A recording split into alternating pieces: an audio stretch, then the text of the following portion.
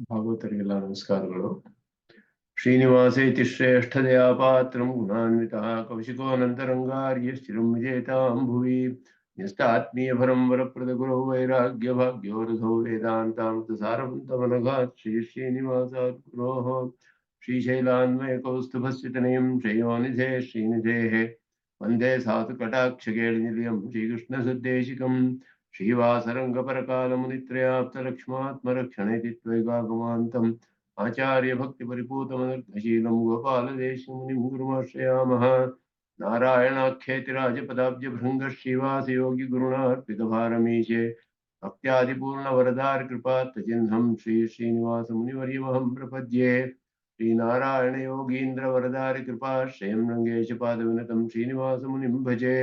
श्रीमान् वेङ्कटनाथार्य कवितार्किककेसरी वेदान्ताचार्यवर्यो मे सन्निधत्तां सदा हृदि यो नित्यमच्युतपदां जयुग्मरुक्मं व्यामोहतस्तरितराणि तनाय मेने अस्मद्गुरोर्भगवतोऽस्य सिंधो रामानुजस्य चरणौ शरणं प्रपद्ये।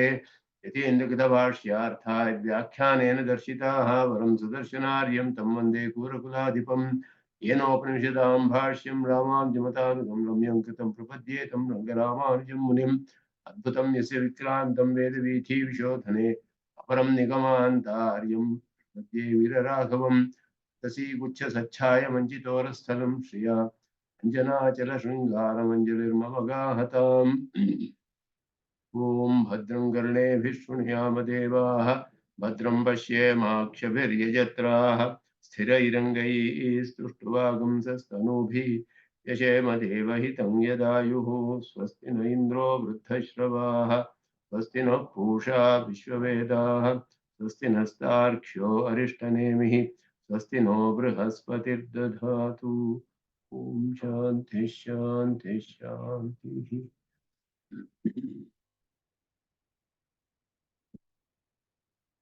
ಮುಂಡಕೋಪನಿಷತ್ತಿನ ಮೊದಲ ಖಂಡದ ಕಡೆಯ ಮಂತ್ರವನ್ನ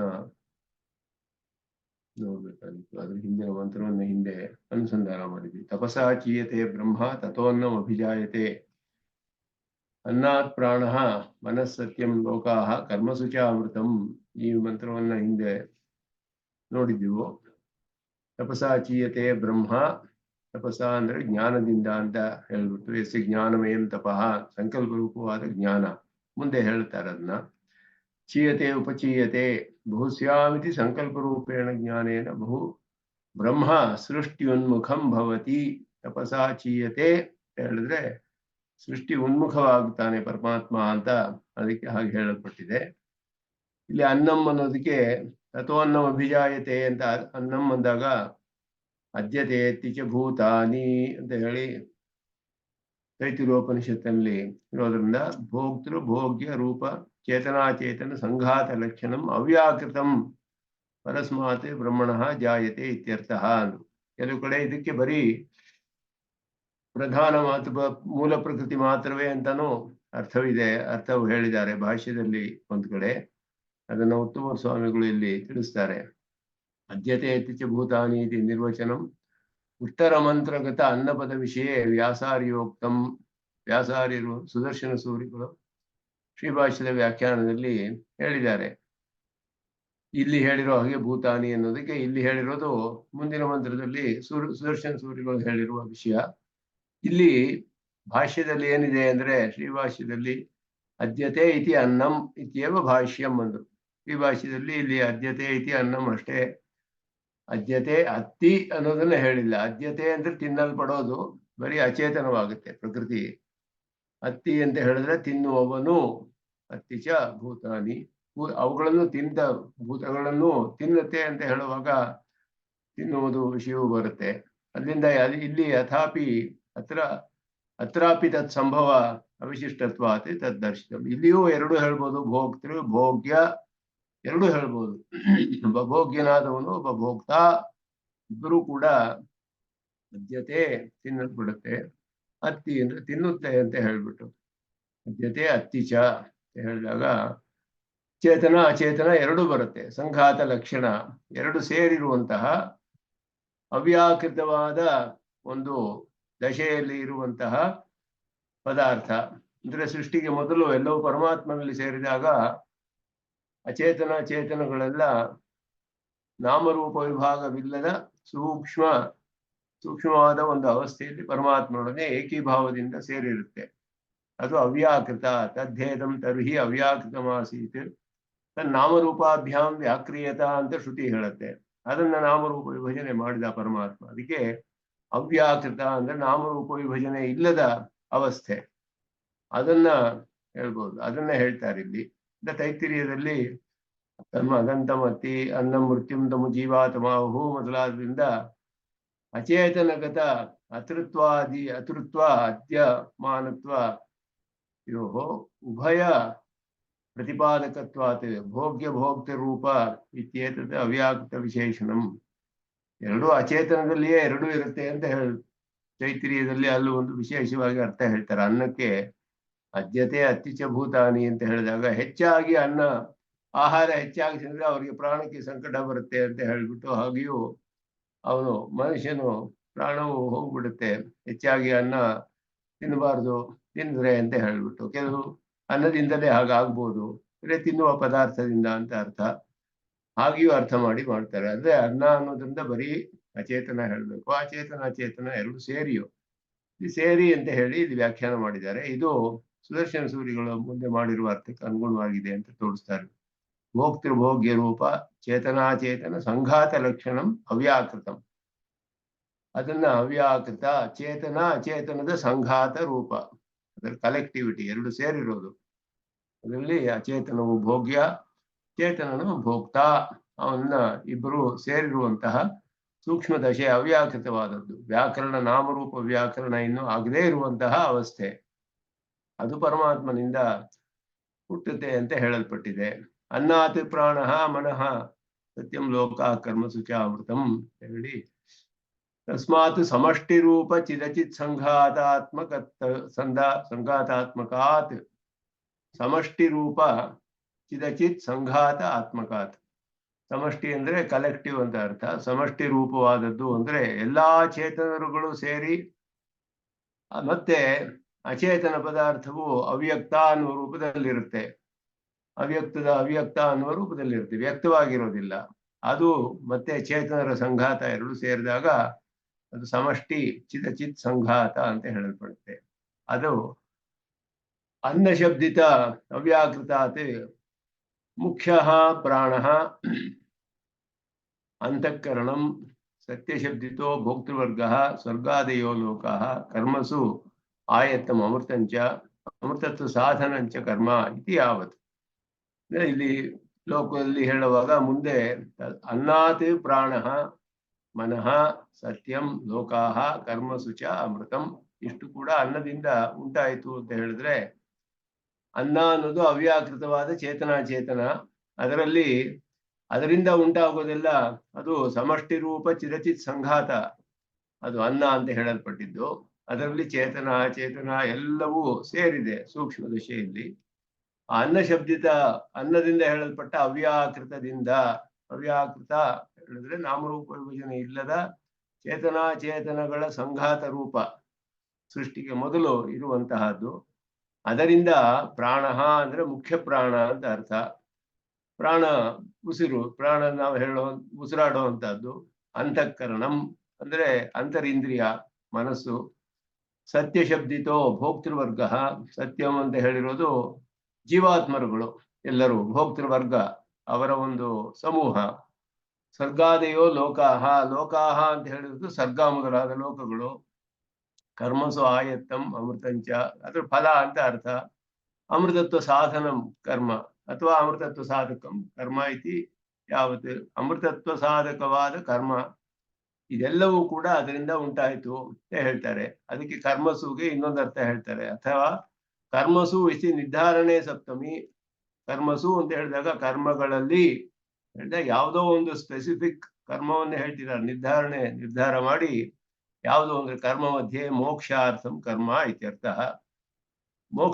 ಇಲ್ಲಿ ಬ್ರಹ್ಮೋಪದೇಶ ಪ್ರಕರಣವಾದ್ದರಿಂದ ಪರಾಯಯಾದ ಅಕ್ಷರಮಧಿಗಮ್ಯತೆ ಅಂತ ಹೇಳಿ ಅಕ್ಷರ ಸ್ವರೂಪನಾದ ಪರಮಾತ್ಮನ ವಿಷಯವೆಲ್ಲ ಹೇಳಿ ಮೋಕ್ಷಕ್ಕೆ ಸಾಧನ ಅದನ್ನೆಲ್ಲ ಹೇಳ್ತಾ ಇರೋದ್ರಿಂದ ಮೋಕ್ಷಾರ್ಥವಾದ ಕರ್ಮ ಅಂತ ಅರ್ಥ ಮಾಡ್ಬೋದು.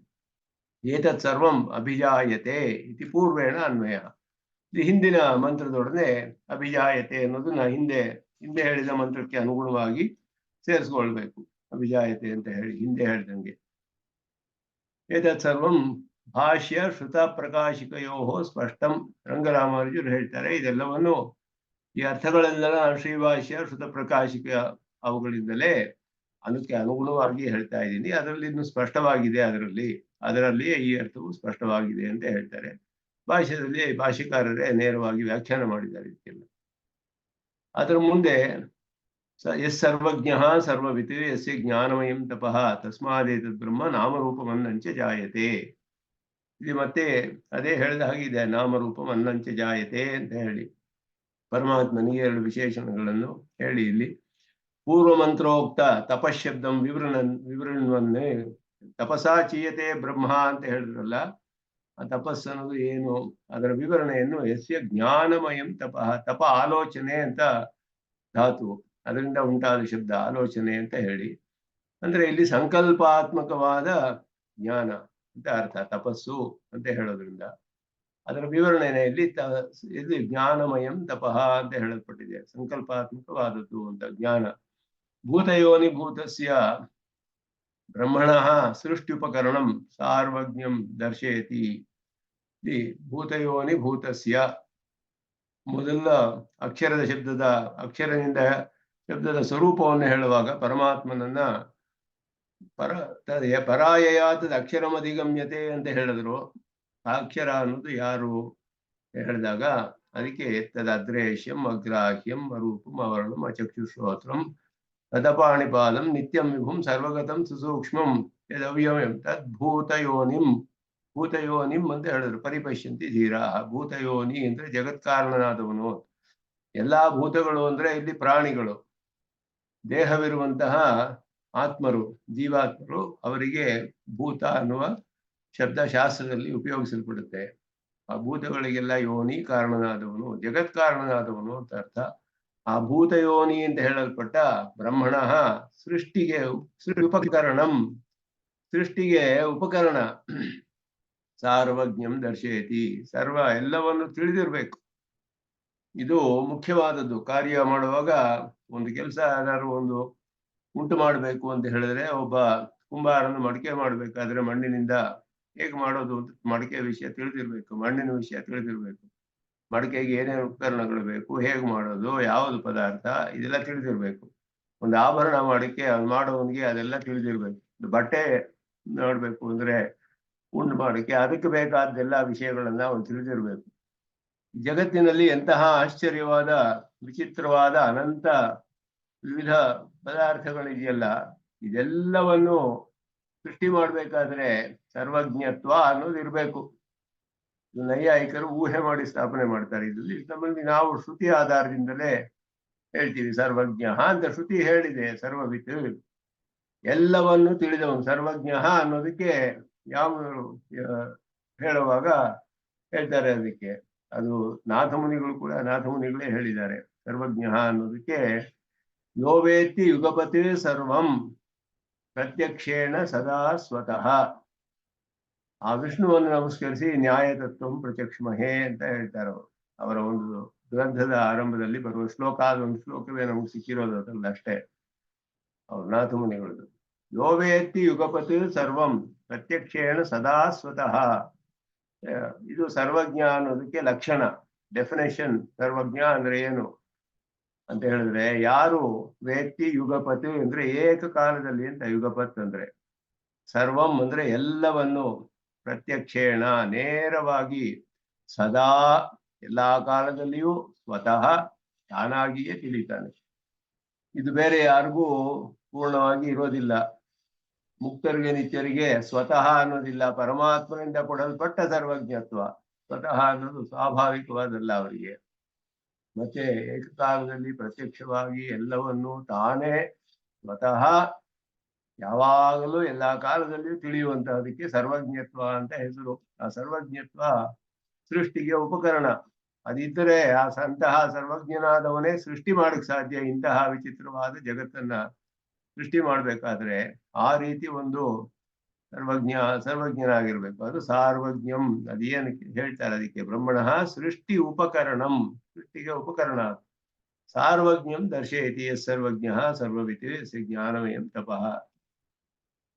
ಅವನಿಗೆ ಸರ್ವಜ್ಞ ಅಂದ್ರೆ ಸರ್ವ ವಿಷಯಕ ಜ್ಞಾನವಾನ್. ಎಲ್ಲಾ ವಿಷಯವೂ ತಿಳಿದಿದೆ, ಎಲ್ಲವೂ ತಿಳಿದಿದೆ ಅವನಿಗೆ, ಅದನ್ನ ಎಲ್ಲವನ್ನು ಸೃಷ್ಟಿ ಮಾಡ್ಬೋದು. ಸರ್ವವಿತ್ ಅನ್ನೋದು ಅದೇ ಅರ್ಥ ಬರುತ್ತಲ್ಲ, ವಿಧ ಜ್ಞಾನೇ ಅಂತ ತಾನೆ. ಜ್ಞಾ ಅವಬೋಧನೆ, ವಿಧ ಜ್ಞಾನೆ. ಜ್ಞಾ ಅವಬೋಧನೆಯಿಂದ ಸರ್ವಜ್ಞ ಅನ್ನೋದು ತಿಳಿದು ಬಂದಿದೆ. ವಿಧ ಜ್ಞಾನೆ ಅನ್ನೋ ಶಬ್ದದಿಂದ ಧಾತುವಿನಿಂದ ಸರ್ವವಿತ್ ಅಂತ ಬಂದಿದೆ. ಬೇರೆ ಅರ್ಥವಿಲ್ವಲ್ಲ ಅದಕ್ಕೆ ಅಂದ್ರೆ ಆಯಾ ಪದಾರ್ಥಗಳ ಪ್ರಕಾರಗಳನ್ನು ತಿಳಿದಿದ್ದಾನೆ ಅಂತ ಅರ್ಥ ಮಾಡಬೇಕು. ಶ್ರುತಿಯಲ್ಲಿ ಈ ರೀತಿ ಪುನರುಕ್ತಿ ಅಲ್ಲಲ್ಲಿಯೇ ಇರೋದಿಲ್ಲ. ಕೆಲವು ಸತಿ ಮುಖ್ಯವಾದ ವಿಷಯಗಳನ್ನು ತಿಳಿಸಕ್ಕೆ ಮತ್ತೆ ಹೇಳ್ಬೋದು. ಆದರೆ ಇಲ್ಲಿ ಸರ್ವಜ್ಞ ಸರ್ವವಿತ್ ಅಂತ ಹೇಳಿರೋದು, ಸರ್ವವಿತ್ ಅನ್ನೋದು ಎಲ್ಲಾ ಪದಾರ್ಥಗಳ ವಿಷಯವನ್ನು ಅವುಗಳ ಪ್ರಕಾರಗಳೊಡನೆ ತಿಳಿದಿದ್ದಾನೆ ಅಂತ ಅರ್ಥ. ಪ್ರಕಾರಗಳು ಅನ್ನೋದು ಯಾವ್ಯಾವ ರೀತಿಯಲ್ಲಿ ಯಾವ್ಯಾವ ದಶೆಗಳೆಲ್ಲ ಉಂಟಾಗುತ್ತೆ ಆ ಪದಾರ್ಥಗಳಿಗೆ, ಅದೆಲ್ಲ ಆ ಪದಾರ್ಥವನ್ನು ತಿಳಿದ್ರೆ ಮಾತ್ರ ನೇರವಾಗಿ ಅದರಲ್ಲಿ ಇರೋದಿಲ್ಲ. ವಿಶೇಷಣಕ್ಕೂ ಪ್ರಕಾರಕ್ಕೂ ಅದೊಂದು ವ್ಯತ್ಯಾಸವಿದೆ. ಎಲ್ಲಾ ಪದಾರ್ಥಗಳ ವಿಶೇಷಣಗಳನ್ನು ತಿಳಿದ್ರೆ ಪದಾರ್ಥದಲ್ಲಿಯೇ ಇರುತ್ತೆ ಆ ವಿಶೇಷಣ. ಅದರಿಂದ ಗೋತ್ವ, ಹಸು ಅಂತ ನೋಡಿದ್ರೆ ಗೋತ್ವ ಅನ್ನುವ ಜಾತಿ ಹಸುವಿನಲ್ಲಿಯೇ ಇದೆ, ನೇರವಾಗಿ ನೋಡಬಹುದು. ಆದರೆ ಅದರಿಂದ ಹಾಲು ಕರೆಯಬಹುದು ಅನ್ನೋದು ಹಸುವಿನಲ್ಲಿ ನೋಡಿದ್ರೆ ತಿಳಿಯೋದಿಲ್ಲ ನಮ್ಗೆ. ಹಸುವನ್ನು ನೋಡಿದ್ರೆ ಅದರಲ್ಲಿ ಇಲ್ಲ ಅದು. ಅದೆಲ್ಲ ಅದರ ಪ್ರಕಾರ ಏನೇನು ಅದರಿಂದ ಮಾಡಬಹುದು, ಅದರ ಹೇಗೆಲ್ಲ ಇರುತ್ತೆ, ಯಾವ ರೀತಿಯಲ್ಲಿ ಯಾವ್ಯಾವ ದಶೆ ಉಂಟಾಗುತ್ತೆ. ಕೆಲವು ಅನೇಕ ವಿಷಯಗಳು ಒಂದು ಪದಾರ್ಥಕ್ಕೆ ಸಂಬಂಧಿಸಿದಂತೆ ಪದಾರ್ಥ ನಿಷ್ಠವಾಗಿರೋದಿಲ್ಲ, ಜ್ಞಾನ ನಿಷ್ಠವಾಗಿರುತ್ತೆ. ಅದರ ಒಂದು ಇದೆಲ್ಲ ನೋಡಿ ಯಾವ ರೀತಿಯಲ್ಲಿ ಯಾವ ದಶೆ ಉಂಟಾಗುತ್ತೆ ಅವಸ್ಥೆಗಳು ಎಲ್ಲ ನೋಡಿದ್ರೆ ಅದರ ಪ್ರಕಾರಗಳು ತಿಳಿಯುತ್ತೆ. ಆದ್ದರಿಂದ ಅದು ಪ್ರಕಾರ. ಪರಮಾತ್ಮನು ಎಲ್ಲಾ ಪದಾರ್ಥಗಳನ್ನು ತಿಳಿದು ಅವುಗಳ ಪ್ರಕಾರಗಳನ್ನು ತಿಳಿದಿದ್ದಾನೆ ಅನ್ನೋದು ಸರ್ವಜ್ಞ ಸರ್ವವಿತ್. ಎರಡು ಶಬ್ದಗಳಿಂದ ಇಲ್ಲಿ ಶ್ರುತಿ ಹೇಳುತ್ತೆ. ಸರ್ವವಿತ್ ತತ್ತದ್ವಸ್ತುಗದ ಸರ್ವ ಪ್ರಕಾರ ಜ್ಞಾನವಾನ್ ಅಂತ ಹೇಳುದು. ಮೋಡ್ಸ್ ಅಂತ ಹೇಳ್ತೀವಿ ಇಂಗ್ಲಿಷಲ್ಲಿ ಅದಕ್ಕೆ. ಸ್ವರೂಪತಃ ಪ್ರಕಾರತಶ್ಚ ಸರ್ವ ವಿಷಯಕ ಜ್ಞಾನವತ್ವಂ ಅಸ್ಮಿನ್ ಮಂತ್ರೆ ಭೂತಯೋನೇಹೇ ವಿಧೇಯಂ ಅಪ್ರಾಪ್ತತ್ವಾತ್. ಅಂದ್ರೆ ಇಲ್ಲಿ ವಿಧಿಸಲ್ಪಟ್ಟಿದೆ ಅಂತ ಅರ್ಥ. ಯಾರು ಭೂತಯೋನಿ ಅಂತ ಹೇಳ್ತೀವೋ, ಜಗತ್ಕಾರಣ ಅಂತ ಯಾರಿಗಾದ್ರೂ ಹೇಳಿದ್ರೆ ಆ ಜಗತ್ಕಾರಣನಿಗೆ ಸರ್ವಜ್ಞತ್ವವು ಸರ್ವವಿತ್ವವು ಇರಬೇಕು ಅಂತ ಇಲ್ಲಿ ವಿಧಿಸಲ್ಪಟ್ಟಿದೆ.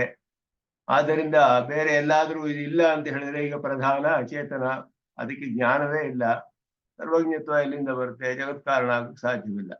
ಯಾಕೆ ಅಂದ್ರೆ ಜಗತ್ಕಾರಣ ಪದಾರ್ಥಕ್ಕೆ ಸರ್ವಜ್ಞತ್ವ ಸರ್ವವಿತ್ತ ಇರಬೇಕು ಅಂತ ವಿಧಿಸಿದೆ ಮುಂಡಕೋಪನಿಷತ್ತು ಮಂತ್ರ ಇಲ್ಲಿ. ಆದ್ದರಿಂದ ಇದು ಅಪ್ರಾಪ್ತವಾಗಿದೆ, ಬೇರೆ ಕಡೆಯಲ್ಲಿಯೂ ಹೇಳಲ್ಪಟ್ಟಿಲ್ಲ. ಇದು ಅಪೂರ್ವವಾಗಿದೆ. ಮೊದಲು ಸತಿ ಅಪ್ರಾಪ್ತವಾದದ್ದನ್ನ ವಿಧಿಸುತ್ತೆ ಶ್ರುತಿ. ಮೊದಲೇ ಅಪ್ರಾಪ್ತವಾದಿದ್ದನ್ನ ಮತ್ತೆ ವಿಧಿಸ್ಬೇಕಾಗಿಲ್ಲ, ಅನುವಾದವಾಗುತ್ತೆ. ಮೊದಲೇ ಹೇಳಿದ್ದನ್ನೇ ಮತ್ತೆ ಹೇಳಿದ್ರೆ ಅನುವಾದ ಅಂತ ಹೇಳ್ತೀವಿ, ಬರೀ ರೀಸ್ಟೇಟ್ಮೆಂಟ್. ವಾದವನ್ನ ಅನುಸರಿಸಿ ಅನುವಾದ ಅಂತ ಹೇಳಿರೋದನ್ನೇ ಇನ್ನೊಂದ್ಸತಿ ಹೇಳೋದು. ಅದನ್ನ ಬೇರೆ ಭಾಷೆಯಲ್ಲಿ ಹೇಳ್ಬೋದು ಬೇಕಾದ್ರೆ, ಅದಕ್ಕೆ ಕನ್ನಡ ಅನುವಾದ ಅಂತ ಹೇಳ್ತೀವಲ್ಲ, ಆ ರೀತಿ ಕನ್ನಡದಲ್ಲಿ ಅವ್ರು ಹೇಳಿರೋದನ್ನೇ ತಿರ್ಗಾ ಹೇಳೋದು ಕನ್ನಡ ಅನುವಾದ ಅಂತ. ಅದು ಶ್ರುತಿ ಒಂದು ಕಡೆ ಹೇಳಿದ ಇನ್ನೊಂದು ಕಡೆ ಮತ್ತೆ ಹೇಳಿದ್ರೆ ಅದಕ್ಕೆ ಅನುವಾದ ಅಂತ ಹೆಸರು. ಆದರೆ ಅಪೂರ್ವವಾಗಿದ್ದರೆ ಅಥವಾ ಅಪ್ರಾಪ್ತವಾದ ವಿಷಯವು ವಿಧಿಸಲ್ಪಡುತ್ತೆ. ಶ್ರುತಿಯಲ್ಲಿ ವಿಧಿ ನಿಷೇಧಗಳಿದೆ, ವಿಧಿಸಲ್ಪಡುತ್ತೆ. ಆದ್ರಿಂದ ಇದು ಇಲ್ಲಿ ವಿಧೇಯಂ ಅಂತ ಹೇಳಿದ್ರು. ಭೂತಯೋನೇಹೇ ವಿಧೇಯಂ, ಯಾರು ಜಗತ್ಕಾರಣವೋ ಅವನಿಗೆ ವಿಧಿಸಲ್ಪಡಲಾಗಿದೆ ಇಲ್ಲಿ. ಯಾಕೆ ಅಂದ್ರೆ ಅಪ್ರಾಪ್ತವಾದ್ದರಿಂದ ಹೇಳಿದ್ರು. ಯಸ್ಯ ಜ್ಞಾನಮಯಂ ತಪಃ ನ್ಯಾಯ ಇತಿ ಅನೇನ ಅಂಶೇನ ಪೂರ್ವಮಂತ್ರೋಕ್ತ ತಪಶಬ್ದ ವಿವರಣಂ. ತಪಶಬ್ದಿಗೆ ಇಲ್ಲಿ ತಪಶಬ್ದವು ವಿವರಿಸಲ್ಪಟ್ಟಿದೆ. ತಪಸಾಚೀಯತೆ ಬ್ರಹ್ಮ ಅಂತ ಹೇಳಿದ್ದು, ಸೃಷ್ಟಿ ಉನ್ಮುಖನಾಗ್ತಾನೆ ತಪಸ್ಸಿನಿಂದ ಅಂತ ಹೇಳಿದ್ರೆ, ತಪಸ್ಸು ಅಂದ್ರೆ ಏನು? ಬ್ರಹ್ಮನ ಕೂತ್ಕೊಂಡು ತಪಸ್ಸು ಮಾಡಿ ಸೃಷ್ಟಿ ಮಾಡ್ಬೇಕೆ ಅಂದ್ರೆ, ಅವನ ತಪಸ್ಸು ಅನ್ನೋದು ಜ್ಞಾನಮಯವಾದದ್ದು, ಸಂಕಲ್ಪ ರೂಪವಾದ ಜ್ಞಾನ ಅಷ್ಟೇ ಅದು ಅಂತ ತಿಳಿಸುತ್ತೆ. ಯಸ್ಯ ಬ್ರಹ್ಮಣಃ ಸಂಕಲ್ಪ ರೂಪ ಜ್ಞಾನ ವ್ಯತಿರೇಕೇಣ ಜಗತ್ ಸೃಷ್ಟಿ ಉಪಯುಕ್ತಂ ಕರ್ಮಾಂತರಂ ನಾಸ್ತಿ ಇತ್ಯರ್ಥ. ಅಲ್ಲಿ ಕರ್ಮವಶರಾದ ಈ ಪ್ರಪಂಚದಲ್ಲಿರೋರೆಲ್ಲ ಯಾರೇ ಏನಾದ್ರು ಸೃಷ್ಟಿ ಮಾಡಬೇಕು ಅಂದ್ರೆ ಅವರಿಗೆ ಬೇರೆ ಪದಾರ್ಥಗಳನ್ನು ಇಟ್ಕೊಂಡು ಮಾಡ್ಬೇಕು, ಬರೀ ಸಂಕಲ್ಪದಿಂದ ಮಾಡೋಕ್ಕಾಗೋದಿಲ್ಲ. ಆದ್ದರಿಂದ ಪರಮಾತ್ಮನಿಗೆ ಸಂಕಲ್ಪದಿಂದಲೇ ಎಲ್ಲವನ್ನು ಸೃಷ್ಟಿ ಮಾಡ್ತಾನೆ. ಅದಕ್ಕಿಂತ ಬೇರೆ ಒಂದು ಕೆಲಸ ಮಾಡ್ಬೇಕಾಗಿಲ್ಲ. ಪದಾರ್ಥಗಳನ್ನು ತಗೊಂಬಂದು ಎಲ್ಲ ಮಾಡ್ಬೇಕು. ಇಲ್ಲಿ ಒಂದು ಸಲಕರಣೆ, ಒಂದು ಕೊಡ ಮಾಡ್ಬೇಕು ಅಂದ್ರೆ ಎಷ್ಟು ಘಟವನ್ನು ಮಾಡಕ್ಕೆ ಎಷ್ಟು ಕೆಲಸ, ಅವನಿಗೆ ಎಷ್ಟು ಉಪಕರಣಗಳು ಬೇಕು, ಅದೆಲ್ಲ ಇಟ್ಟುಕೊಂಡು ಮಾಡ್ಬೇಕು. ಅಷ್ಟು ಕೆಲಸ ಮಾಡ್ಬೇಕು ಅವನಿಗೆ. ಒಂದು ಕ್ರಿಯಾ ವಿಶೇಷ ಇರುತ್ತೆ ಅದರಲ್ಲಿ, ಎಲ್ಲದರಲ್ಲಿಯೂ ಹಾಗೆಯೇ ಸೃಷ್ಟಿ ಮಾಡೋದ್ರಲ್ಲೆಲ್ಲ. ಆದ್ರೆ ಪರಮಾತ್ಮನಿಗೆ ಆ ರೀತಿ ಯಾವ ಕರ್ಮಗಳು ಮಾಡ್ಬೇಕಾಗಿಲ್ಲ. ಅವನು ಬರೀ ಕೇವಲ ಸಂಕಲ್ಪದಿಂದಲೇ ಸೃಷ್ಟಿಯನ್ನು ಮಾಡ್ತಾನೆ ಪರಮಾತ್ಮನಿಗೆ ಅನ್ನೋದು ಯಸ್ಯ ಜ್ಞಾನಮಯಂ ತಪಃ ಅನ್ನೋದು ಹೇಳುತ್ತೆ. ಅದು ತೈತಿರಿಯೋಪನಿಷತ್ತಲ್ಲಿಯೂ ಅದ್ಭುತವಾಗಿ ಹೇಳುತ್ತೆ. ಅದನ್ನೆಲ್ಲ ಅವನು ಮಾಡಿದ ಸೃಷ್ಟಿ ಎಲ್ಲವೂ ಅಂತಹ ಆಶ್ಚರ್ಯಕರವಾದದ್ದು ಅಂತ. ತಥೋ ಅನ್ನಂ ಅಭಿಜಾಯತೆ ಇತ್ಯಾದಿಕಂ ಅನುವದತಿ. ಅದು ತಥೋ ಅನ್ನಂ ಅಭಿಜಾಯತೆ ಅಂತ ಹೇಳಿದ್ರಲ್ಲ, ಅದನ್ನೇ ಹಿಂದೆ ಹೇಳಿದ್ದು ತಥೋ ಅನ್ನಂ ಅಭಿಜಾಯತೆ ತಪಸಾ ಚೀಯತೆ ಬ್ರಹ್ಮ ಅಂತ ಹೇಳಿ ತಥೋ ಅನ್ನಂ ಅಭಿಜಾಯತೆ ಅಂದಾಗ ತಸ್ಮಾದೇತದ್ ಬ್ರಹ್ಮ ನಾಮರೂಪಮನ್ನಂಚ ಜಾಯತೆ ಅನ್ನೋದು ಅರ್ಥ. ತೈತಿರಿಯೋಪನಿಷತ್ತು ಈ ವಿಷಯವನ್ನು ಹೇಳುವಾಗ ಸಂಕಲ್ಪ ರೂಪ ಜ್ಞಾನ ವ್ಯತಿರೇಕೇಣ ಜಗತ್ ಸೃಷ್ಟಿ ಉಪಯುಕ್ತಂ ಕರ್ಮಾಂತರಂ ನಾಸ್ತಿ. ಈ ಸಂಕಲ್ಪ ಬೇರೆ ಕರ್ಮವೇ ಇಲ್ಲ ಅಂತ ಹೇಳುವಾಗ ಸುಕೃತ ಅಂತ ಶಬ್ದ ಹೇಳುತ್ತೆ ತೈತಿರಿಯನಲ್ಲಿ. ಯದ್ವೈ ತತ್ ಸುಕೃತಂ ರಸೋ ವೈಸಃ. ಅವನ ಸುಕೃತ ಅಂದ್ರೆ ಸುಷ್ಟು ಕೃತಂ ಸುಕೃತಂ.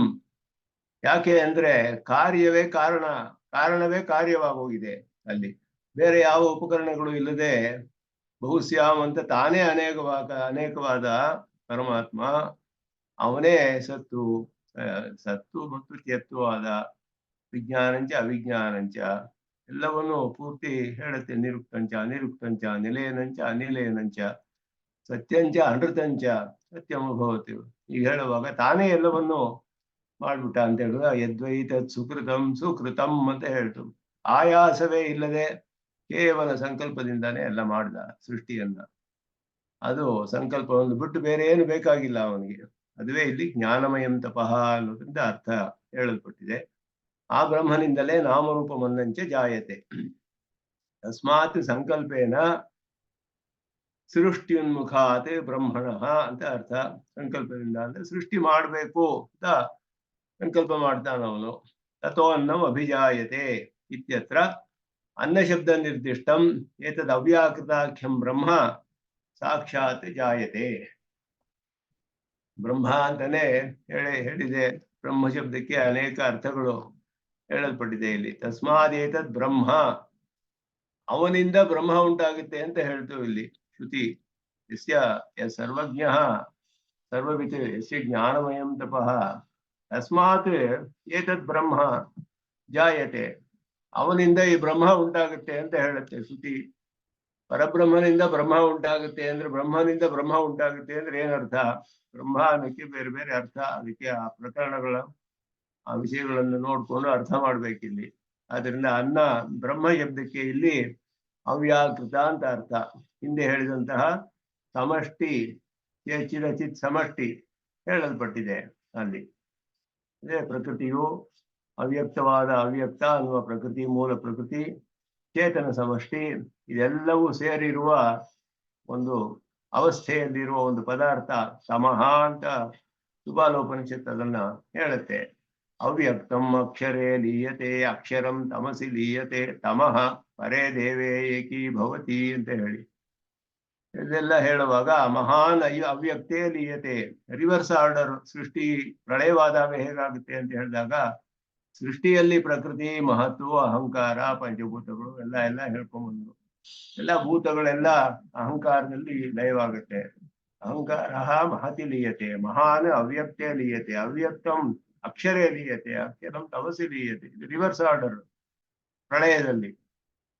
ಇದು ಪಂಚಭೂತಗಳೆಲ್ಲ ಅಹಂಕಾರದಲ್ಲಿ, ಅಹಂಕಾರ ಹೋಗಿ ಮಹತ್ತಿನಲ್ಲಿ, ಮಹತ್ತು ಹೋಗಿ ಪ್ರಕೃತಿ ಅವ್ಯಕ್ತ ಅಂತ ಹೇಳೋದು. ಅವ್ಯಕ್ತವು ಅಕ್ಷರದೊಡನೆ ಸೇರುತ್ತೆ. ಎಲ್ಲವೂ ಚೇತನ ಸಮಷ್ಟಿ ಎಲ್ಲ ಇರುತ್ತೆ ಅಲ್ಲಿ. ಅದು ಎಲ್ಲ ಒಂದೇ ಆಗಿ ಬೇರೆ ಬೇರೆ ಅಂತ ಹೇಳಕ್ ಆಗದೆ ಹೋಗಿರುತ್ತೆ. ಅದು ತಮಸ್ಸು ಅನ್ನುವ ಇನ್ನೂ ಸೂಕ್ಷ್ಮವಾದ ಒಂದು ಅವಸ್ಥೆಗೆ ಹೋಗಿ ಪರಮಾತ್ಮನ ಜೊತೆಯಲ್ಲಿ ಏಕೀಭಾವದಿಂದ ಇರುತ್ತೆ ಅಂತ ಶ್ರುತಿ ಹೇಳುತ್ತೆ. ಆದ್ದರಿಂದ ಇಲ್ಲಿ ಆ ತಮಸ್ಸು ಅನ್ನೋ ಪದಾರ್ಥ ಅವ್ಯಾಕೃತವಾದ ಚೇತನಾಚೇತನ ಸಮಷ್ಟಿಯನ್ನ ಹೇಳುತ್ತೆ.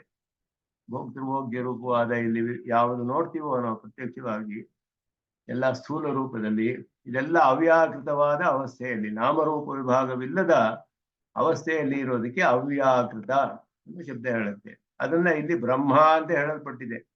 ತಸ್ಮಾದೇತದ್ ಬ್ರಹ್ಮ ನಾಮರೂಪವನ್ನಂಚ ಜಾಯತೆ. ಎರಡು ವಿಷಯ ಹೇಳಲ್ಪಟ್ಟಿದೆ ಇಲ್ಲಿ.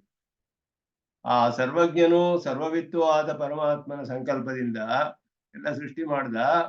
ಅವನಿಂದ ಬ್ರಹ್ಮವು ನಾಮರೂಪವಾದ ಅನ್ನವು ಸೃಷ್ಟಿಯಾಯಿತು ಅಂತ ಹೇಳಿದ್ರೆ ನಾಮರೂಪವಿರೋದು ನಾಮರೂಪವಿಲ್ಲದೆ ಇರೋದು ಅಂತ ಅರ್ಥ. ಅಲ್ಲಿ ಬ್ರಹ್ಮ ಅನ್ನೋದಕ್ಕೆ ನಾಮರೂಪವಿಲ್ಲದ ಅವ್ಯಾಕೃತ, ನಾಮರೂಪವನ್ನ ಅಂದ್ರೆ ನಾಮರೂಪ ಇರುವಂತಹ ಪದಾರ್ಥಗಳು ಅಂತ ಇಲ್ಲಿ ಅರ್ಥ ಮಾಡ್ಕೊಳ್ಬೇಕು. ಆದ್ರಿಂದ ಅವ್ಯಾಕೃತಾಖ್ಯಂ ಬ್ರಹ್ಮ, ಅವ್ಯಾಕೃತ ಅಂತ ಹೇಳಲ್ಪಡುವ ಬ್ರಹ್ಮವು ಸಾಕ್ಷಾತ್ತಾಗಿ ಅಲ್ಲಿ ಅವನಿಂದ ಹುಟ್ಟುತ್ತೆ, ಸೃಷ್ಟಿಯಾಗುತ್ತೆ. ತದ್ವಾರ ನಾಮರೂಪವತ್ ಅದ್ಯತೆ ಅತ್ತಿಚ ಭೂತಾನಿ ಇತಿ ಅನ್ನ ಶಬ್ದ ನಿರ್ದಿಷ್ಟ ಭೋಗ್ಯ ಭೋಕ್ತೃ ರೂಪಂ ಚ ಜಾಯತೆ.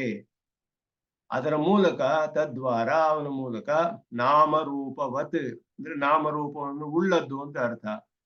ಜ್ಞಾನವಾನ್ ಅಂದ್ರೆ ಜ್ಞಾನ ಉಳ್ಳವನು, ಧನವಾನ್ ಧನ ಉಳ್ಳವನು. ನಾಮರೂಪವತ್ ಅನ್ನೋದು ನಪುಂಸಕಲಿಂಗ, ನಾಮರೂಪ ಉಳ್ಳದು ಅಂತ ಅರ್ಥ.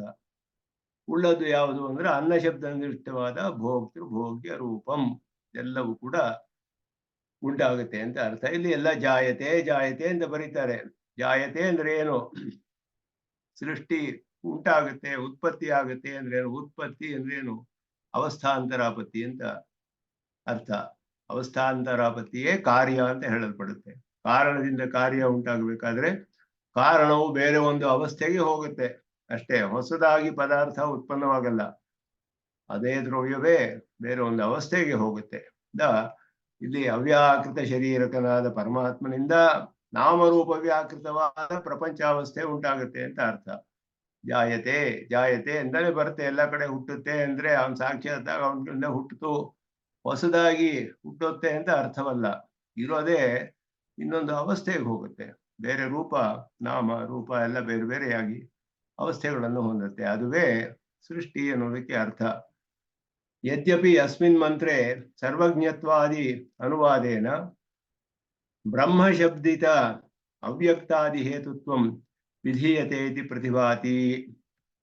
ಬ್ರಹ್ಮ ಅಂತ ಹೇಳಲ್ಪಟ್ಟ ಅವ್ಯಕ್ತ ಮೊದಲಾದಕ್ಕೆ ಕಾರಣವಾದದ್ದು ಪರಮಾತ್ಮ ಅಂತ ಹೇಳಲ್ಪಟ್ಟಿದೆ. ಸರ್ವಜ್ಞನು ಸರ್ವವಿತ್ತು ಅನ್ನೋದು ಕಾರಣ.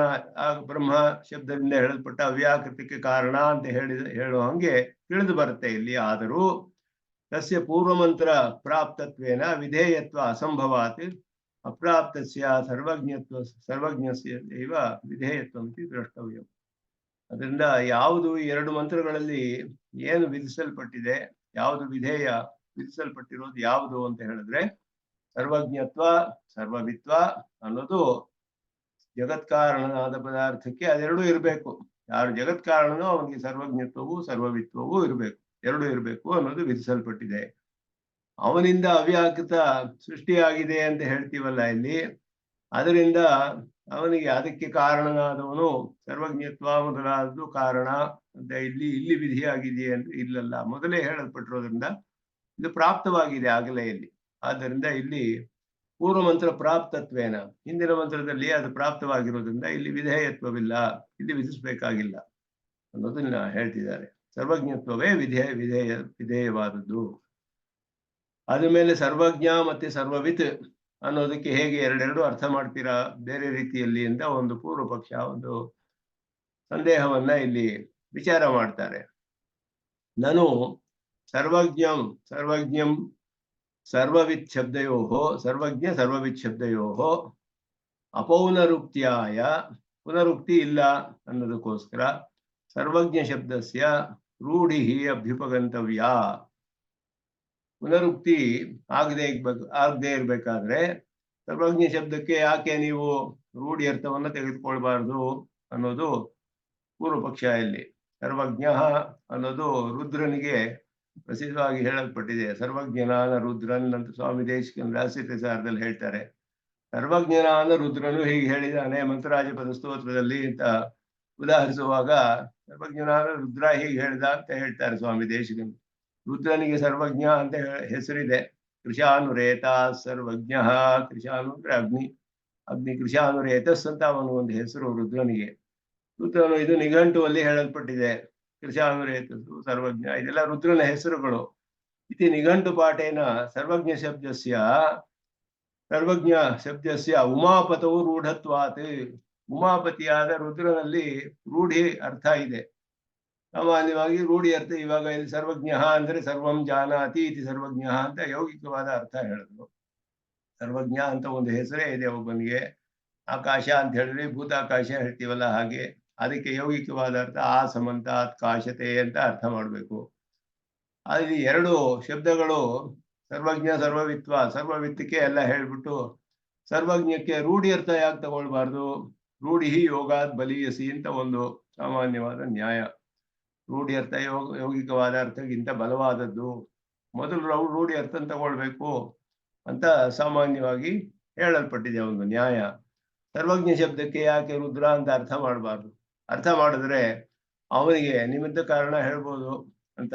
ತಸ್ಮಾತ್ ಸರ್ವವಿಧ ದೇವತಾಂತರಾತ್ ನಿಮಿತ್ತ ಭೂತಾತ್ ತಪಸಾಚೀಯತೆ ಬ್ರಹ್ಮ ಇತಿ ಪೂರ್ವಮಂತ್ರ ನಿರ್ದಿಷ್ಟ ಉಪಾದಾನಂ ಬ್ರಹ್ಮ ಅನ್ಯದೇವ ಭವಿತುಮರ್ಹತಿ.